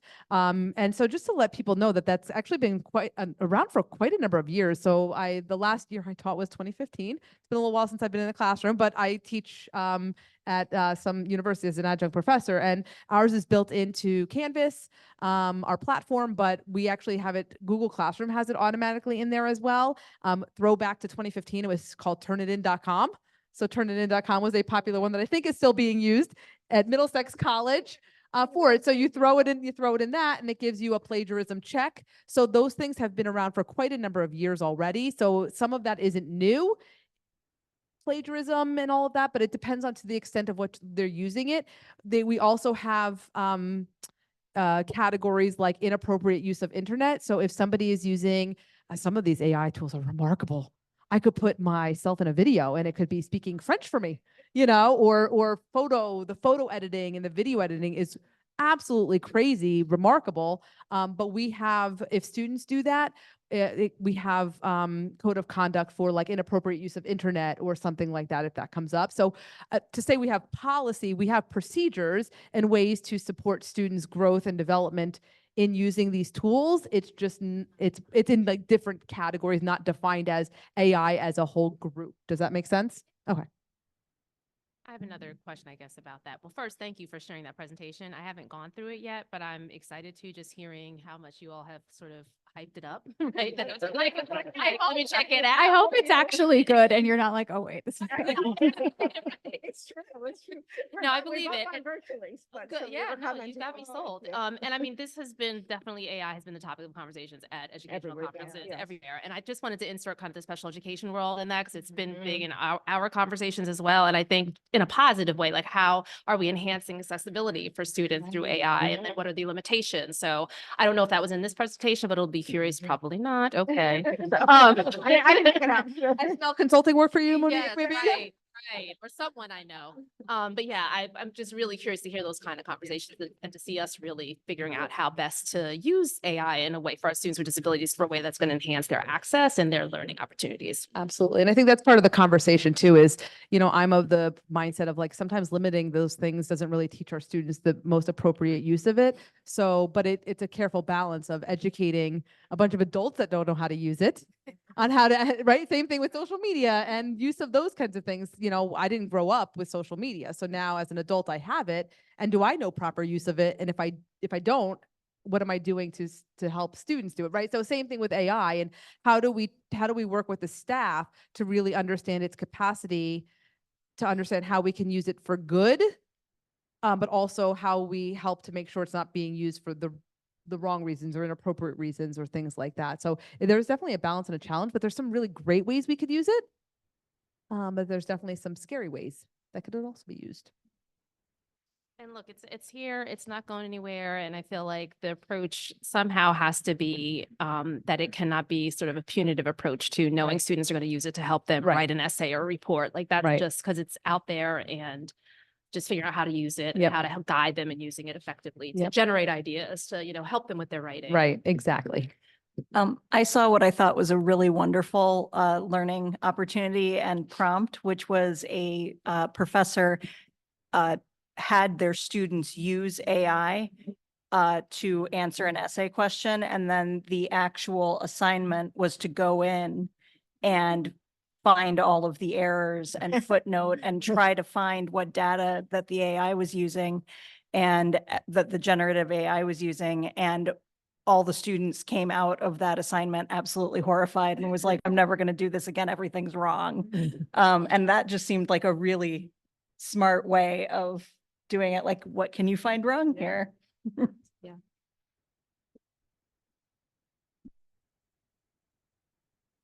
I wanted to just bring up for discussion the policy change regarding emailing public comment. I'm curious. We're asking for feedback. Right? Yes, we are asking for feedback. No one wanted to. We are asking for feedback. So we have not, since the policy was implemented for the emergency policy, we have not received an email public comment ever. So we would be designing, I guess, what the parameters of submitting an emailed public comment would be. So separate email address, you can submit in this time frame, have to put name and address, like things like that. So I'm just curious what everybody's reaction to that is, or what your thoughts are on it, if you have any. So is the thought that because there isn't a current mechanism for this, we may be, I mean, someone will have to be monitoring this, right? This adds another level of monitoring. Yeah, to be honest, I haven't thought about this. I don't have much of a point of view. It seems like if it's, is it broken? Do we need to change it? It doesn't seem like it, given we've not received an email, but I thought about this just now. I was kind of excited about it just back pre-board that I'm really nervous public speaker. I'm sure you can tell it hasn't really gotten much better. And I was really nervous to call in and speak at these meetings. So I thought I probably would have taken advantage of something like that, like something timely that I wanted the public to hear that I shared, not just, I know in our agenda, it shows the title of the email, the subject of the email. So people know that parents might be emailing us about a subject, but not hearing the content of that. So I thought I would have used it, but we offered it and nobody's taken advantage of it so far. So maybe that was just me. I don't know. So I don't necessarily feel super strongly about it, but I'm willing to read them if people want to take advantage. Certainly an accessibility. If Yeah. someone doesn't feel comfortable, that makes sense. I was probably the naysayer on the policy committee. I don't know if you can tell when I. noticed that. So I'm feeling that maybe it's not broken. So why we are hybrid. So public has many opportunities to communicate with us and they don't have to come up the video, so there's those opportunities. We are not aware of any other district. No, this is not a reason not to do it, that any other district does this. Of course, most of the districts are not even hybrid at this point. So I feel we have opened up a lot of accessibility. I wouldn't be concerned about an occasional email. My concern is when there's a very significant topic for the public and we get a lot of emails, and depending on the tone of the email, I'd rather somebody share their opinion rather than me reading their opinion if it's not a tone I'm comfortable with, not me personally, but the board in general. So that was the pro and con, and between us, which is why we were gonna open up for any other board comments one way or another. I can kind of, at first I was like, I'm not really sure how I fall on this because I can see both sides of it, the accessibility and but with what Marilyn said, it couldn't be abused. And maybe I lived through COVID here on board. So maybe I'm feeling that way. I would not have wanted to read the emails that At the people same were time, we commenting. do already have two very accessible ways of having your voice heard. And if it's really that important, you might have to step out of your comfort zone just a little bit, because I hate public speaking too. But you're on the board. You're You on did the it. school board. I'm very uncomfortable with cameras too. So, but I mean, I think, and I have seen people who are uncomfortable step up and step out of their comfort zone, and really, it's different when you read it in your own voice than it is when somebody else reads it. And the context is missing as well if you don't hear it from a voice rather than just reading an email. And it can be misinterpreted. I think if one of us is reading it for another person, because you're not hearing their context or seeing their facial expressions or, the tone in their voice. Ethan? So just to clarify, so our rules currently do permit email public comment, and the question is, should we change that? We abolished that policy. Well, no, not currently. We just abolished the policy from the emergency meeting policy from COVID times. And that had the email option in there as part of a virtual way to participate. So we held on to the virtual meeting structure. But once we abolish that, we have to decide now, do we want to move that piece over to our regular public comment policy or not? I see. I think I agree with Marilyn and Nikki on this one. As always, a balancing act. Just to connect back to our earlier discussion, we're only a short step away from AI generated public comments. And I mean, it's, I think 99% of the time it is funny. It's hilarious, but the 1% would not be funny at all. So I think it'd be good to keep, I think Marilyn makes a good point. By having a hybrid meeting, we've made ourselves more accessible than just about every other district in the state, as far as I can tell. I think keeping a measure of in-person public comment is probably the way to go. That's what I would vote for. Yeah, I think I find myself swayed in that direction as well. I wasn't particularly kind of on one side or the other, but I think, members of the community can email us and we can communicate with us that way, right? And then they can have different ways. They can be in person, they can comment online, and that feels like multiple ways to, give feedback to the board and participate in this. I did actually think, what if AI starts sending comments to us? We just had that discussion, so I was in the same headspace as Ethan, I guess. But yeah, so I think I'm kind of more persuaded to not having it at this point. Well, I'm on the committee, and so that I was holding back to hear people. Because in the committee meetings, I think I was the one who was like, maybe we should consider this just to open up more access more. I'm never a believer of, well, we're more accessible. If it's not 100% accessible, then it's not good enough. And I mean, confidence is one thing, and people should perhaps work on those kind of skills, but not everyone is at that place at the same time. So I just wanted to kind of give space for that. But I also said that I was also not 100% adamant about the fact that I think we need this. So, just listening to the conversation, if it's generally held belief that we don't need to open up this new mode of access for very valid reasons, I'm fine with that as well. I mean, yes, the AI situation is the most scary to me. So just thinking about that. Thank you, Ethan and Dan. That's probably what pushed me over the edge. So yeah, I'll just say that. Okay. All right. I just want everyone to know, I just want everyone to know, I'm really here. This is me. It's not. Well, I can't prove Thank it. you. All right. So speaking of that, it is time for our second public comment. The Highland Park Board of Education welcomes public participation and has reserved this time for your comments. Angelo, how many people do we have online? Is there anybody for public comment online?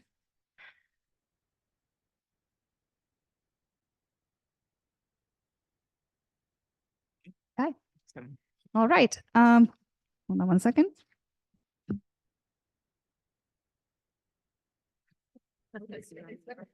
Okay. Okay.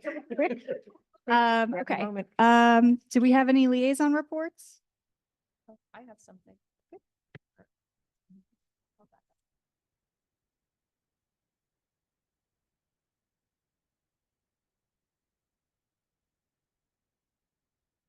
So I have something for quite a few things actually for the Human Relations Commission. So today is Indigenous Peoples Day, a day which is observed and dedicated to commemorating and honoring the history, culture, and resiliency of the Indigenous people of the Americas. The Historical Commission is was holding an event featuring a lecture on Native American participation in the Revolutionary War by Claire Garland. That was tonight at 7 p.m. at the Reformed Church Social Hall. Sorry, I can't really read it that far.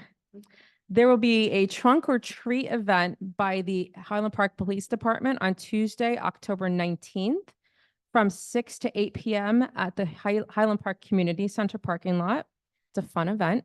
There will be a Halloween costume parade and festival on Sunday, October 27th from 1 to 4 p.m. at the Highland Park Community Center.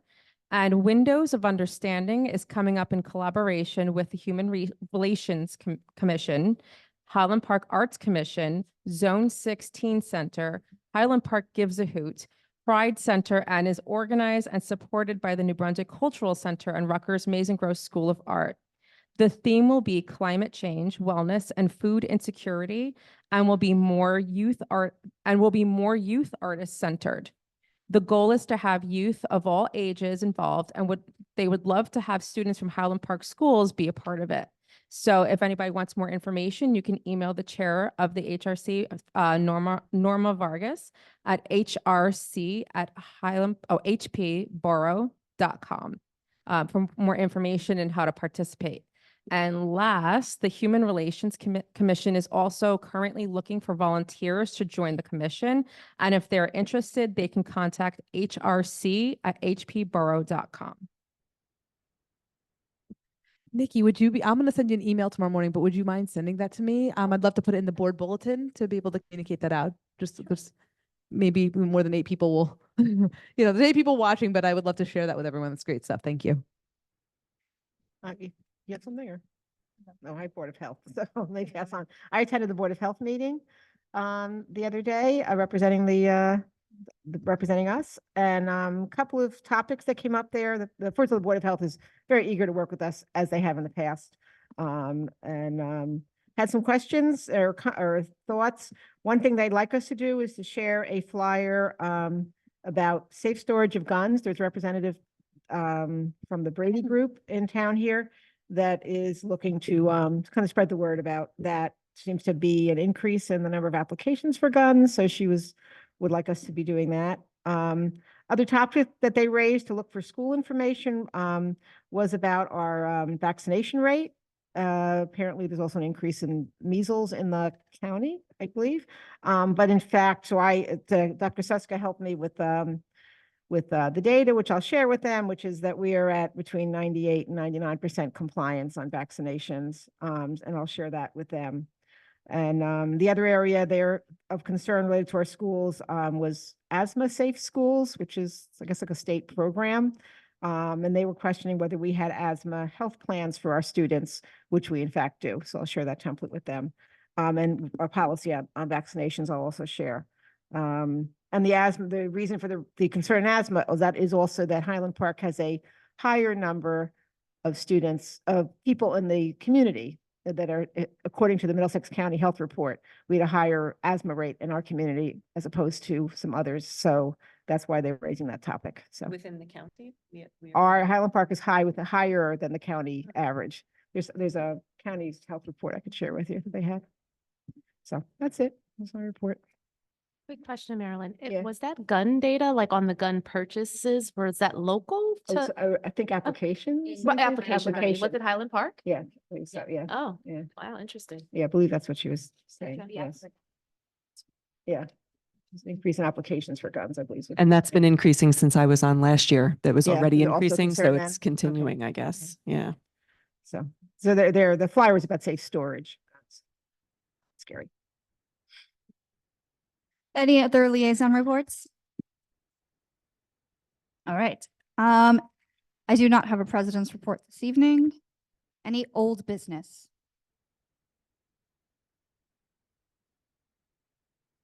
I have old business. I would like to briefly clarify for the public the intention behind the special education program evaluation. Dr. Suska, can you explain, please? That it's not to cut rates. Okay. Okay. No, so I had to like finish my thought. Okay, thank you. That it is not, in fact, to the, I'm sorry, we're almost on hour 2. It's not to cut or try to cut services to students. It's to improve how the program functions. So if you want to. Absolutely. So I shared at the CPAG meeting a lot of information, but really the crux of it is there's things in the district that that are good that we want to make better. There's things in the district that are better that we want to make best. And I think that's a really good philosophy. So when I started in superintendency, there were a number of things, hence you saw with like field trips, for example, where like our systems and processes weren't as tight as maybe they should have been, but just, there's a ton of things that are always something to do. So it's just, we're always a work in progress. So one of those areas was intervention and referral services with multi-tiered systems of support. And what we found when we did an initial program evaluation of INRS a couple of years ago was that we had some things that were going really well in all 4 buildings, but one of the things we were lacking was that we didn't have a system for data tracking, for using that data to inform further interventions, to track if our students were really making gains because that intervention or referral service is oftentimes a springboard to special education classification. We didn't have exactly full vertical articulation across, we had horizontal articulation, but not vertical articulation from school to school. So if a student was leaving INRS at Bartle, what was happening when they were going to middle school, for example?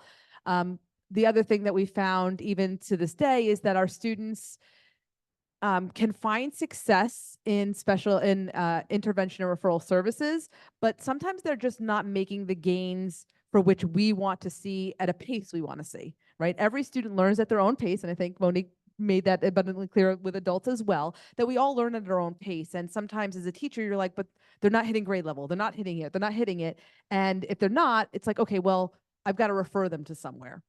So even after INRS, if they're still not making the gains that a teacher might want to see, even though they are making some gains, what happens to the students? And so oftentimes the teachers are like, all right, well, I'm going to refer them for special education, but that might not actually be appropriate. So what an area that we're finding is with how do we keep students in the interventions within that multi-tiered system of support to continue making those gains? Because if they're not making any gains and we've exhausted our tools in our toolbox, then we have to look at referring them for special education. So we have some of those systems in place, and some of them weren't exactly as strong as we wanted. So we looked at INRS, we worked to streamline that. We brought in a group to do a program evaluation. They gave us recommendations. They provided professional development. We had a lot of trainings, a lot of support, and now we're working on making that stronger. So it was good, but now we're making it better, and ultimately we want it to be the best. So now we want to take a deeper dive into that connection. The other thing I spoke about a lot is that one of the things I noticed was we work in these silos, general education and special education as these silos, instead of working more collectively. For example, Orton Gillingham training, for example. So we've been training all teachers now on Orton Gillingham. We're not just focusing on general education teachers or special education teachers, but we're really trying to bridge that gap because we're looking at inclusive education. How do we provide more inclusive education for our students in a least restricted environment? And that's really what we want to look at. So closing the silos, closing those gaps to figure out where we need. And really that why is, why are we doing this? We really want to make sure we're providing inclusive education for all students in the least restrictive environment in a manner that works for all of our students. So it's not about getting less resources. It's about making sure we have the appropriate resources and that we have enough. And are we servicing our students? We always look at our out of district population, for example. Our number of students going out of district is actually down. And last budget presentation, we talked about that. That's great news. That means we're servicing more of our students in district, which is where we'd love them to be. However, not all of our students, it is an appropriate placement, and we have to find an out of district placement. But what we're seeing is that out of district tuition is going up. The transportation for them is going up. So therefore, our numbers are increasing. So there's all of these buckets, and unfortunately, it all plays a role. As you can see, our special education population is still underperforming. That has been on our radar. There are issues with our special education students with discipline reports, and that data is not okay. So we really need to look at so many different lenses of our special education population to figure out what kind of programs, what kind of services, our budget, our compliance pieces, because special ed is so deep. That it's important that we look at different facets of it. And that's really our why for it. So it's not about decreasing services, I want to know, are we providing the right services? And how can we do better? How can we be the best? And how do we push that needle? And with a fresh set of unbiased eyes through a program evaluation, we can really get that information. So we'll review some proposals, and every proposal is going to have a slightly different lens. And it's important that administration and the board kind of look at each proposal to decide, are these the lenses we want to look through with those goals in mind? And that's going to be really important. I hope I summarized 2 hours worth of a meeting in 5 seconds. Thank you so much. But I'm sorry I sounded like I was yelling at you. That's all right. Please explain. All right. I have to raise my hand and say I tell the truth, the whole truth. Any other questions? I'm sorry, any other old business? Well, I I just want to say I attended the CPAG meeting. Well, a few of us, I think, here attended. It was great. I mean, for me, I felt good to be there to see sort of that coming together of administration and parents. And I stayed for almost, I think, the whole meeting. I was able to hear your full presentation and hear some of the Q&A.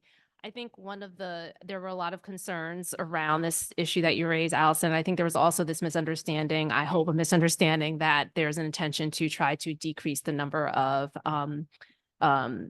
classifications in certain disability categories because there were categories that were dinged for us in the past. So I think that's a slightly different question, I think, than what you may have posed just now, Allison, but I believe you also addressed that in the meeting as well, making it clear that yes, this was an area of concern that was kind of flagged by the state, but that's not going to necessarily be the driving goal, or not at all the driving goal behind, this look at the program and the need to kind of reduce classification of any particular student group. Although, we do know in special education, there is certainly disproportionality and, over disability categories. So we do have to be very clear about recognizing that as well. And I would hope that Absolutely. the evaluation would look at where we stand where that's concerned. Absolutely. And that's why I think, bringing those proposals to the committee, because, we're in a really awesome place here as a Board of Education, that so many great areas of expertise to be able to look at these proposals to know, are we really good? Is this group really going to be able to help us get our goal? It's a very expensive proposition and undertaking, and we want to make sure we get it right. And just like I told the CPAC committee, and I'll say it publicly here too, is, if those proposals aren't hitting the mark, we will go out and get new proposals. We will keep, pounding the pavement. We want to get this right. And make sure that the information comes to really help us with so many, of the areas that we would like to get some feedback on, and maybe some areas, for recommendations. So that's really important to us. I know you had two proposals you already received, correct? Or, Well, as of today, 3. oh, nice. So Equity and Excellence tomorrow. I haven't put the new one on. I just got it today, but we have 3. I reached out to 5 groups. One that CPAC actually gave me as a recommendation. Unfortunately, they have not gotten back to me yet.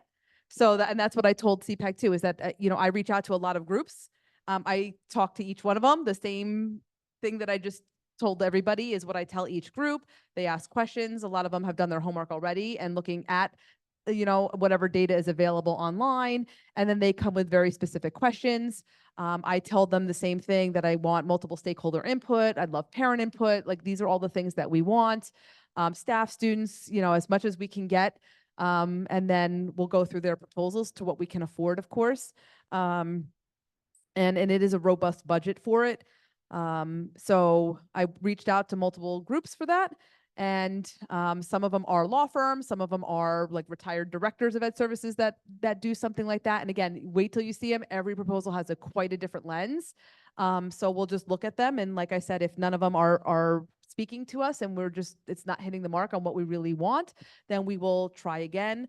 I started with reaching out to superintendents for their recommendations, because it's a very important, high profile, high priced program evaluation. I wanted to get referrals of groups that actually did this really well, in that superintendents and other directors of ed services said, this was so great. Like, we had this done, the recommendations were awesome, and we're putting it in place and we're seeing change. Like, that are great things, and continuing those, and here's where we're improving or making change. And that's ultimately what I wanted to see. So we took those recommendations as a starting point, some recommendation from CPAG, and now we're going from there.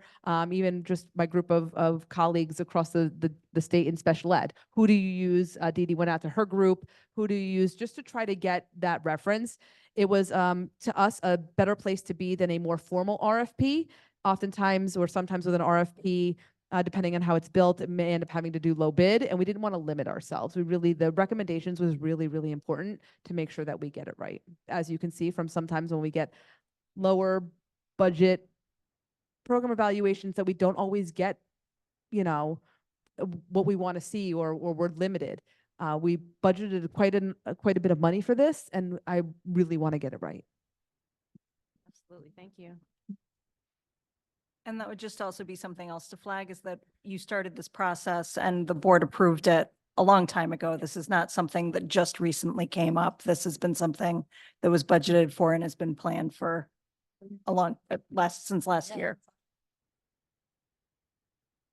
I think my only, I'm sorry, this is really the last thing. I think my only a concern with this discussion generally was just the fact that I don't recall us having a substantive conversation about the IRNS like evaluation, and I don't know how I missed any kind of robust sort of conversation about that process when it was completed at the board table, either in curriculum or equity and excellence. So I'm not sure how or why that didn't happen, but clearly I feel like that is definitely something that should have been discussed vigorously in our committees and then of course at the board table. But that is clearly being corrected with this process, which I know is bigger and more involved. Any other old business? Any new business? I can just add, maybe we end, I don't know if anything else I can say is that Dr. Suska shared the other day that Highland Park High School was rated as one of the 10 best public schools in Middlesex County. We're actually number 8. Niche.com, is that good or not good? I don't know. I don't know. Looks good in PR, I don't know. Niche is pretty. Yeah. Okay, so we came out number 8 in the county for high schools, and most of the other high schools are way bigger than we are with way greater resources. So I was pretty happy with it. It's nice to see. And then I think Dr. Donovan shared it on her Instagram too, which if you haven't followed the high school, even if you don't have a high schooler, the Highland Park High School Instagram is very, very active. And it's it's very great. So my new business is just to ask you to think about something moving forward. We get right around December, Denise starts asking me for dates for meetings for next year. And last year we had a discussion because Denise came from another district. And there's like 2 models of boards. There's the committee of the whole, where you have 2 meetings a month and you workshop everything through the entire board. And then you have your voting meeting later on in the month. And then there's the committee model, which is the committee model. We use that. And the committee model is we have our subcommittees, we discuss things in our subcommittees, we work through the agenda items, and then we report back, and then we have a voting meeting. Some districts or most districts with committees have 1 meeting a month that's public for voting. And at that meeting, they report on everything that the committee has done since the last meeting.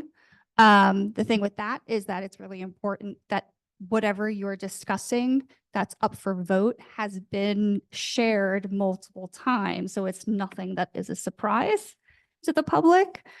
So like, things like this evaluation or the budget, prioritizing interventionists, working towards a cell phone policy. Like we've been talking about these things for a while prior to actually doing any voting. And now that doesn't account for everything, right? There's always something like people that we need to hire and things of that nature that do show up. So the board had, prior to this year, mostly 2 meetings a month, workshop and voting, and then also the committee meetings. So this year we trialed some months with 1 meeting and some months with the committee and the workshop and the voting meeting. Now I've had several board members share feedback, like it's confusing because sometimes there are things that we want to move, on a workshop agenda, but we can't because it's the workshop agenda and you can't move just one thing because then it appears it's more important, or, well, why can't we vote on everything at every meeting?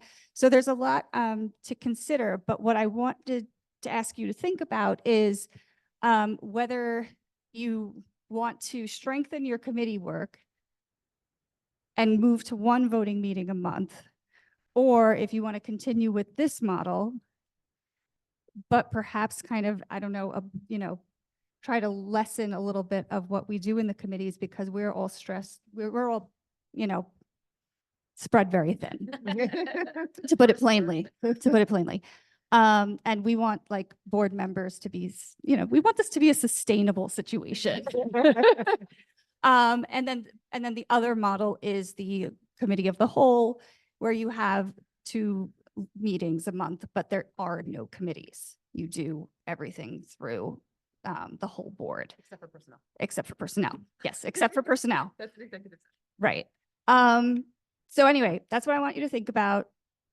My request, if we do decide to shift to, to deepen our committee work, is that we take the time that we would have spent in our second meeting and we allocate that to the committees so that we can kind of have deeper conversations. Some of our conversations go on for a while and we have to cut them short. And sometimes we don't get to everything on the agenda. Some of our committees meet for a long time and some of them only meet for 45 minutes. And that's, not really enough time to get like some real work done. So if we do shift to that model, I think that we would discuss maybe, extending some committees to an hour to kind of account for that change in time.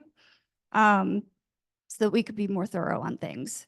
And I guess it's a good month to think about it because we have 2 meetings this month and 2 meetings next month. So just think about it as we move forward so that we can kind of come up with a plan. So just to be clear, are you asking us also to consider the committee as a whole approach? Okay. Even though I know that's not what you're. Yeah, okay. I don't Think too deep on that one. everybody. don't think about that too much. You could go online and like watch some committees that do committees of a whole. It's very long and can be pretty draining. The reason I like committee work is because you really get to specialize in something and kind of carry it through. But the only way committee work is successful is if people, keep up with the reporting and, show up, keep up, show up, keep up, and also that they trust other committees to do the work. That's a big deal. So, knowing like I may have a question about, something that policy is discussing, but I'm not going to question everything the policy does. I'm just, I'll get the report and then I'll, ask a question if I have it. So really just trusting that everybody on your board is doing, what's right and, really making the committee purposeful.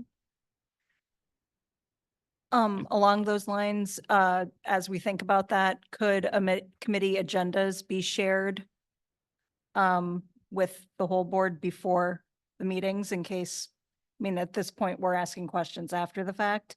If there are questions before the fact, would So- that be a possibility? I think it's a possibility, but again, I think that goes back to trusting the committees, right? Because very often our committee agendas have a lot of documents linked to them. And that's what we discuss. So for example, like we had like 100 of pages linked to our committee reports. I don't want us to go into the weeds on committees that we're not on, right? So if you know that I'm discussing curriculum, you might have a wondering about curriculum overall and send me that question. But I feel like it would not be someone's place to then dive into all of the curriculum maps, right? And do the committee work for the committee that already has members on it, if that makes sense. So I think it's fine to notify like members about topics, but I don't want things to get too muddled. I don't know if I'm explaining myself correctly, but I'm just worried about like. Well, you're sharing it after the fact, though. We are getting all of that information. Ultimately, it's just if there happened to be something that stood out to you on the agenda that maybe we could then extend that question ahead of time. That's what I'm all. saying. Like just timely. Right, like the something. topics that we're talking about. So like, Yeah. oh, we're going to be talking about AI in the next, few C&I meetings. Do you have any wonderings, any questions?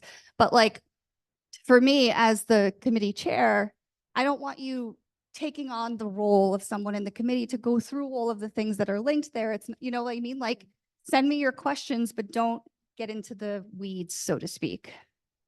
Like, let us do it and report back to you. Like, trust us to do our work. point too is that then we're just all, we're a whole committee. Then we're Then doing just committee not- of the whole anyway. So it's a balance. But I don't think you're saying, you know, you can't You're ask not welcome. questions. No, yeah. You know, but I think that's the decision. If we all want, if you either go deep into it all or we have it. Policy, for example, you know, we might have general policy questions, but it's helpful to know, oh, you're reviewing the AI policy. Right, and So that's, then you we know, might say, oh, yeah, we have to watch that presentation that you shared, or yeah, maybe there's a question that would come up right, related to the agenda. right. I agree with you. So I'm saying like sharing the agenda, Yeah. but just understand that like, you know, we have topics on there. There's no expectation for you to go in Right. to That would defeat all the of whole the things purpose. that, yeah, that defeats the whole purpose. And it would, you know, it would be honestly a lot for me to communicate, guys. So Well, I also want to add to so the majority of the agenda building happens at my level, Denise's level, Ms. Rodriguez's level. And then we always reach out saying, sometimes we just keep some of the same topics, right? But the data. And then oftentimes what we do is we will email, you get my email saying, here is the agenda. If you have anything else you'd like to add, please tell Jen and she will communicate it with me to add it to the agenda. And that's part of it too, is that a lot of it is built sometimes from our continued conversations, or like Monique will reach out and say, hey, we're really wondering, like she told me, hey, looking at I'm writing, actually you're all talking. I'm like, okay, I need to add that to an agenda. I need to add to agenda. And sometimes that's part of it, but like personnel is a really good example, right? Everyone's going to get in the weeds, but if there's hot topic items, a recent hot topic item, I said to Marilyn, or I'll call Allison saying, I really need everybody to know about this.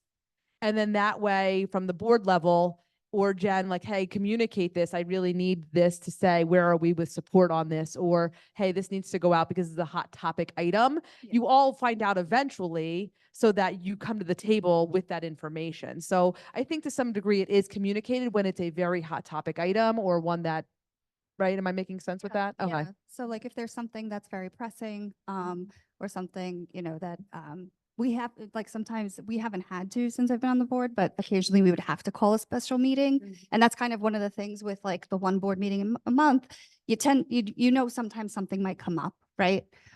So, you know, I think that that's kind of where we're going, is we want to make sure that everything that's being put here is something that everyone's clear about.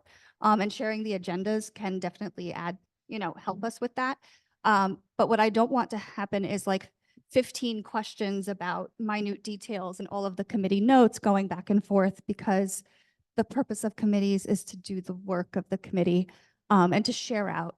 But also, you know, I agree, like if we are sharing the topics of what's going to be on the agenda with the rest of the board, like those general questions that someone might have are really good to bring to the committee or to send to the committee chair ahead of time so that we can get that information ready for committee.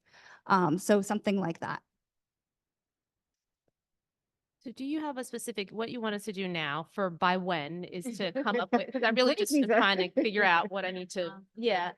And I think for me, this is the only model I know since I've been on this board. And I do know that this model was instituted, I believe at Darcy's, right, advisement and her leadership, under her leadership, because there was a need to increase the transparency of our committee work and to ensure that, as you mentioned, all kind of discussions that or topics that are voted on have been thoroughly vetted in a public manner. That was the main thing. right? Yeah, That was workshop so- and discussed. It didn't just show up Exactly. on an agenda to vote on that day. Exactly, was because the that had Darcy been was an changing. issue in the Yeah. past. So, Right. you know, that this is all I know. I'm totally fine with staying with it, but I also am fine with considering another option. My concern is I still can't, and maybe you can help me with this.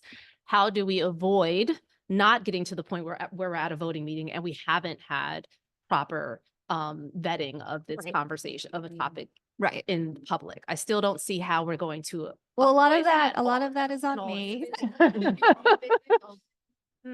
don't think that cuts it. No, I don't think so.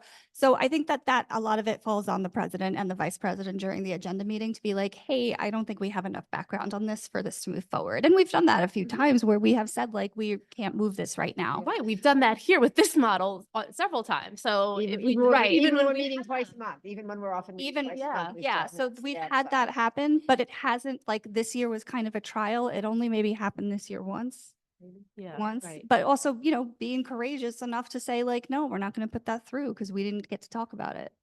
You know, I don't, I Which could slow things Well, down. that's right. can When you slow think things about the down. If there's a timelines need and for, the, you Yeah, know, that for sort of, somebody- something to happen. I was going to ask about that, like, do we always Slows it have down. to meet and then vote?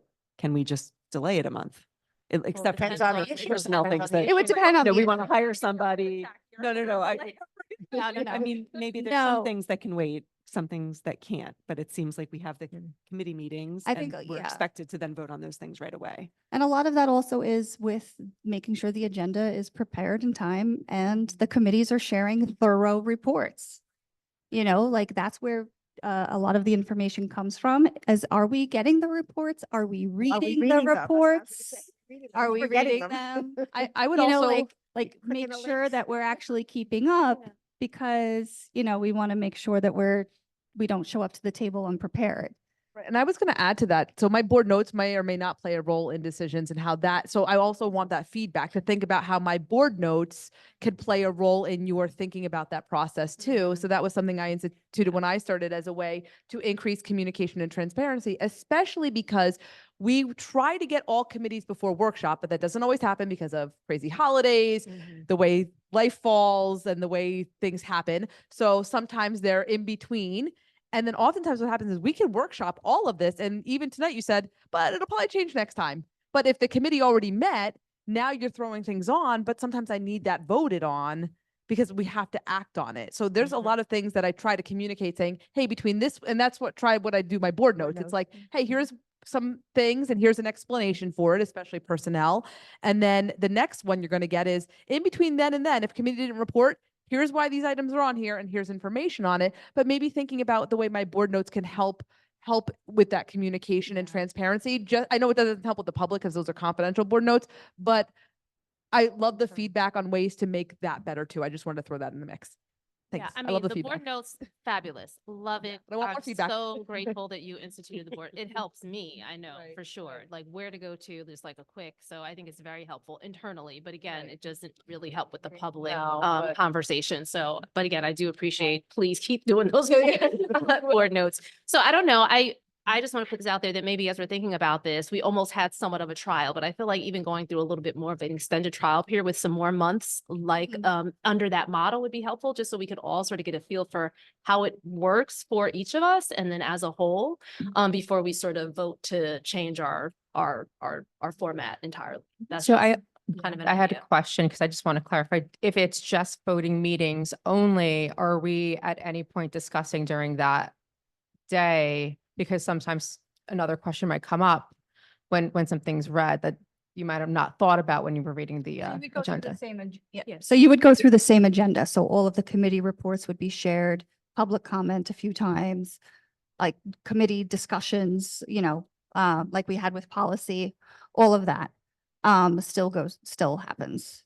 And then at the end, you know, the last thing is, well, almost last thing is voting on the action items. So it would really only be successful if we are really forward thinking. You know, like if we're making, you know, if we're intentional on making sure that we're talking about like some of these bigger ticket items for a while prior to bringing them to the table. It's not something like we need to change the coach on tennis or something like that, right? That's not something that's debatable. Or, well, I mean, I guess it could be, but it's not something that, you know, It's not our call. it's not our, well, right. But also it's not something that any of us would be like, oh, you know, like something like a program evaluation, getting the proposal, reading the proposal, getting those answers, that's a big thing, right? And that's something that we want to make sure that we present and look at. And so everybody kind of has to be okay with staying on top of everything. Would it require more committee meetings then? Like, There's been times when committees have had to regroup, I think a few times, usually finance and facilities. yeah. Yeah. Well, that's actually where my question is to Denise or Christina is, there are times when are there times when we need to meet more frequently because of deadlines and timelines and so like, how does that impact the business office?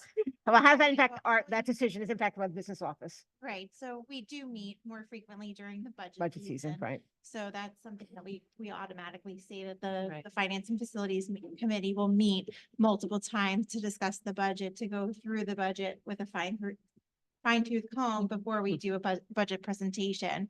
And those committee minutes are sent to the entire board, and there are questions that come back, and then we address them at the next committee. So in January and February, I think we met like 5 times at least to discuss the budget. In terms of public meetings, Public meeting. whether there's we 2 would- or if we 1 a had- month. If we had an emergency contract that needed to be awarded, Right. we would have to call a special voting meeting, which would have to get 48 hours notice, and we could do that if there was a need to vote on Get a something contract, okay. specific. Mhm. But sometimes we called an extra finance and facilities meeting Right. prior to executive session to discuss a topic. Yeah, my recommendation to piggyback, and I know Dan, you have something to say, so I'll just be real quick, and then I'm gonna toss it over to Dan. Sorry, Allison. Is that if that's the model and we're digging deeper in committee, then what we would have to consider is making sure some of our committees aren't back to back for, well, at least for my sake, because I Yeah. attend all of them, that I will jump from one to another. And if they're on my Zoom, I can't have more than 4 in. So I'm like, oh, this meeting is over because I have a new meeting starting. And so just being time for the mindful, I enjoy them. And sometimes we stay on for an hour and a half. Sometimes they're short. Sometimes it's an hour and a half or something like that. And I'm okay with extending the time on that, just being mindful that maybe a back-to-back meeting just wouldn't work for some, especially if we're on multiple committees, some of us that are back to back, and maybe just knowing that either we have to extend that time, but I know you're all busy too. Sometimes you're at soccer practices and you're zooming from a phone and from your car and all those. So you have busy lives too. So do we extend those meetings a little longer to have those richer conversations? Or are we planning to say, you know what, we didn't finish today. Let's put a pin in it because the time that we all allotted is over because we all have lives. And can we circle back and do next week or another time that works for everybody to continue the conversations ahead of a board meeting? Also something to consider. Dan. That was going to be one of my issues, was to think about if these committee meetings are getting longer, the burden that puts on administration in those meetings as well. Because now if you're lengthening, 4 committee meetings by 15 minutes, half an hour, like that adds up. So I think that's just one thing to think about. I think the other piece to me is timing. So there's a lot to read in just reading the other committee reports, and then not even if you're getting in detail, right? And we got 3 committee reports in the last 2 days, as well as the agenda. So there's the agenda before that, but I mean, in addition to the agenda to read, in addition to having a committee stuff to work through, I only have like 500 pages of math curriculum to look at. So Currently, there's more coming. oh, really? Anyone want to read that? So I'm just thinking about the timing of getting some of these things, especially when it's like a really heavy load, like around curriculum. And there have been times when we've gotten the agenda like the morning of the meeting, and there's just no way, right, to look through the stuff in detail. And I think it's okay if it's like, just know this is coming, look at this for the next meeting. That's one thing, right? So I think for me, it's an issue of timing and how much work there is on committees at different times, and just being thoughtful about when those agendas go out, if there's really deep dives into things. And then sharing those committee reports like as quickly as possible, so that, we're not looking at all of them like the day before the meeting, because then I think that That defeats the changes purpose. and it changes the dynamic of this meeting. At the same time, if we can manage that, then I think, and we have 1 meeting a month, it actually could make some of our decisions more public as we actually have those conversations around the table, which I think would be good for the public. Sometimes, and I feel like we've been getting better at having some of those conversations public in this meeting as we talk about the committee reports, just in my year plus on the board. And I think that's good just to make those kind of decisions public and to show, what we're contemplating and why we're making decisions. So I think if we move in that direction and shift some of that discussion into the one board meeting, I think it could work and be better, but I think it's very dependent on timing, how much detailed the work is on the committee and how Yeah. soon we get it to actually do deeper dives. There's a psychology shift around it because we're removing other. It's not working. I was just saying there's a psychology shift around it because we're removing some of our meetings, and the idea is that we're going deep in our committee meetings with the idea that not all of us need to be reading everything into such a detail, because what we're doing is we're working to flag it in other kind of ways. And so if you move to this model, you must also move to that model. Otherwise, it's going to be not sustainable. So I think that's the real discussion point. I have a question just because I don't understand it. Or is there a big negative or downside to tabling something when it comes on the agenda? Like if that came up more often, is that really bad? Is that something that just happens? It doesn't really happen that often for us. So I just don't know, does it happen elsewhere? Is it something that's okay to do if we're not comfortable with something? Just a question. I don't know. You'd rather we didn't, It depends on the item, Okay. because you have to remember that at the end of the day, this is a business Right. that Denise and I are running in some regards, and what we do is dependent on you voting on a lot of those things. And so depending on what the tabled item is, it impacts things there, something silly for me that it was nothing was the tabling of my appointment, because we realized that my contract had to be approved by the like if there's a change in my contract, it has to go to the county. And that was something that just kind of slipped off our radar as we were doing the agenda review. And, that's why I was like, all right, we'll table it. It doesn't, it's about me, but I didn't, the level of degree that I cared wasn't important enough. Like I knew it was going to get done, so it didn't impact me, but I could imagine if I was a staff member who maybe was like looking for that or something like that, but that falls on us to make sure we flag those things quicker. So just to give you context, my team reviews our agendas. We have 2 agenda review meetings every week leading up to push out the agenda that comes out on a Thursday. So we meet twice. We go through everything as much as we can with a fine-tooth comb. And then I meet with the board president and vice president that week as well. And we go through the agenda review again, so there are no surprises. They ask questions, and when I get off, I go right to Susan and I say, no changes, or yes, table this, or you know what, we do need executive session because I forgot we had to talk about this, or and yes, they'd like bubbly for dinner, whatever it is, right? Whatever it is, that feedback loop happens. So we try to go through it as much as possible to flag things that might be of concern, or so tabling doesn't happen that often. I don't think it's necessarily a bad thing. I would just caution that when it's done, sometimes it just impacts the greater good of the business and these people that are dependent on something. And so for some people, their level of impact is I can't determine that. That's all. But we would communicate that. I wondered if that would take some of the burden off you to get, like you said, there'd be more work done on the agenda up front if we only went to once a month, so that maybe that could potentially help that, okay, it's still all out there, but we could potentially table something. But I guess the general idea is no, we don't want to do that. We still don't want to do that.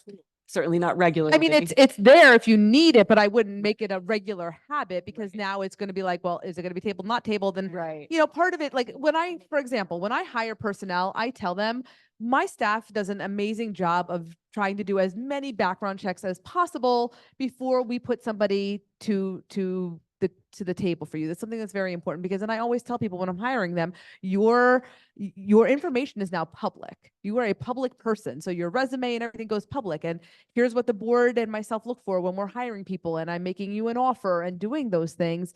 And so that's really important. I always tell them, like, I'm not going to put forth something because we go through committee and the committee has a first eyes on who I'm approving. I wouldn't put forth through somebody that is going to be approved. Like, if I wouldn't put somebody forth that your board's like, well, red flag, let's table this. or I'm not going to pass the appointment of somebody because of that. Another good example is, a recent program evaluation we did for another program. There were two potential options on the table, and the board actually looked at one, and there was some feedback saying, you know what, I don't actually think this person is probably a good fit. And so we didn't do it. And that was a conversation we had. We didn't bring that proposal forward. And I think that's part of the conversations that we need to have. Thank you. So anyway, just think about it. Half hour later. And if you have any thoughts or strong opinions or, anything you'd like to share, you know where I live. You just send me, just we can talk. This is a together decision. All right. So, all right. That was my new business. Any other new business? All right. I move to adjourn. Second. Second. All in favor? Aye. Good night, everyone.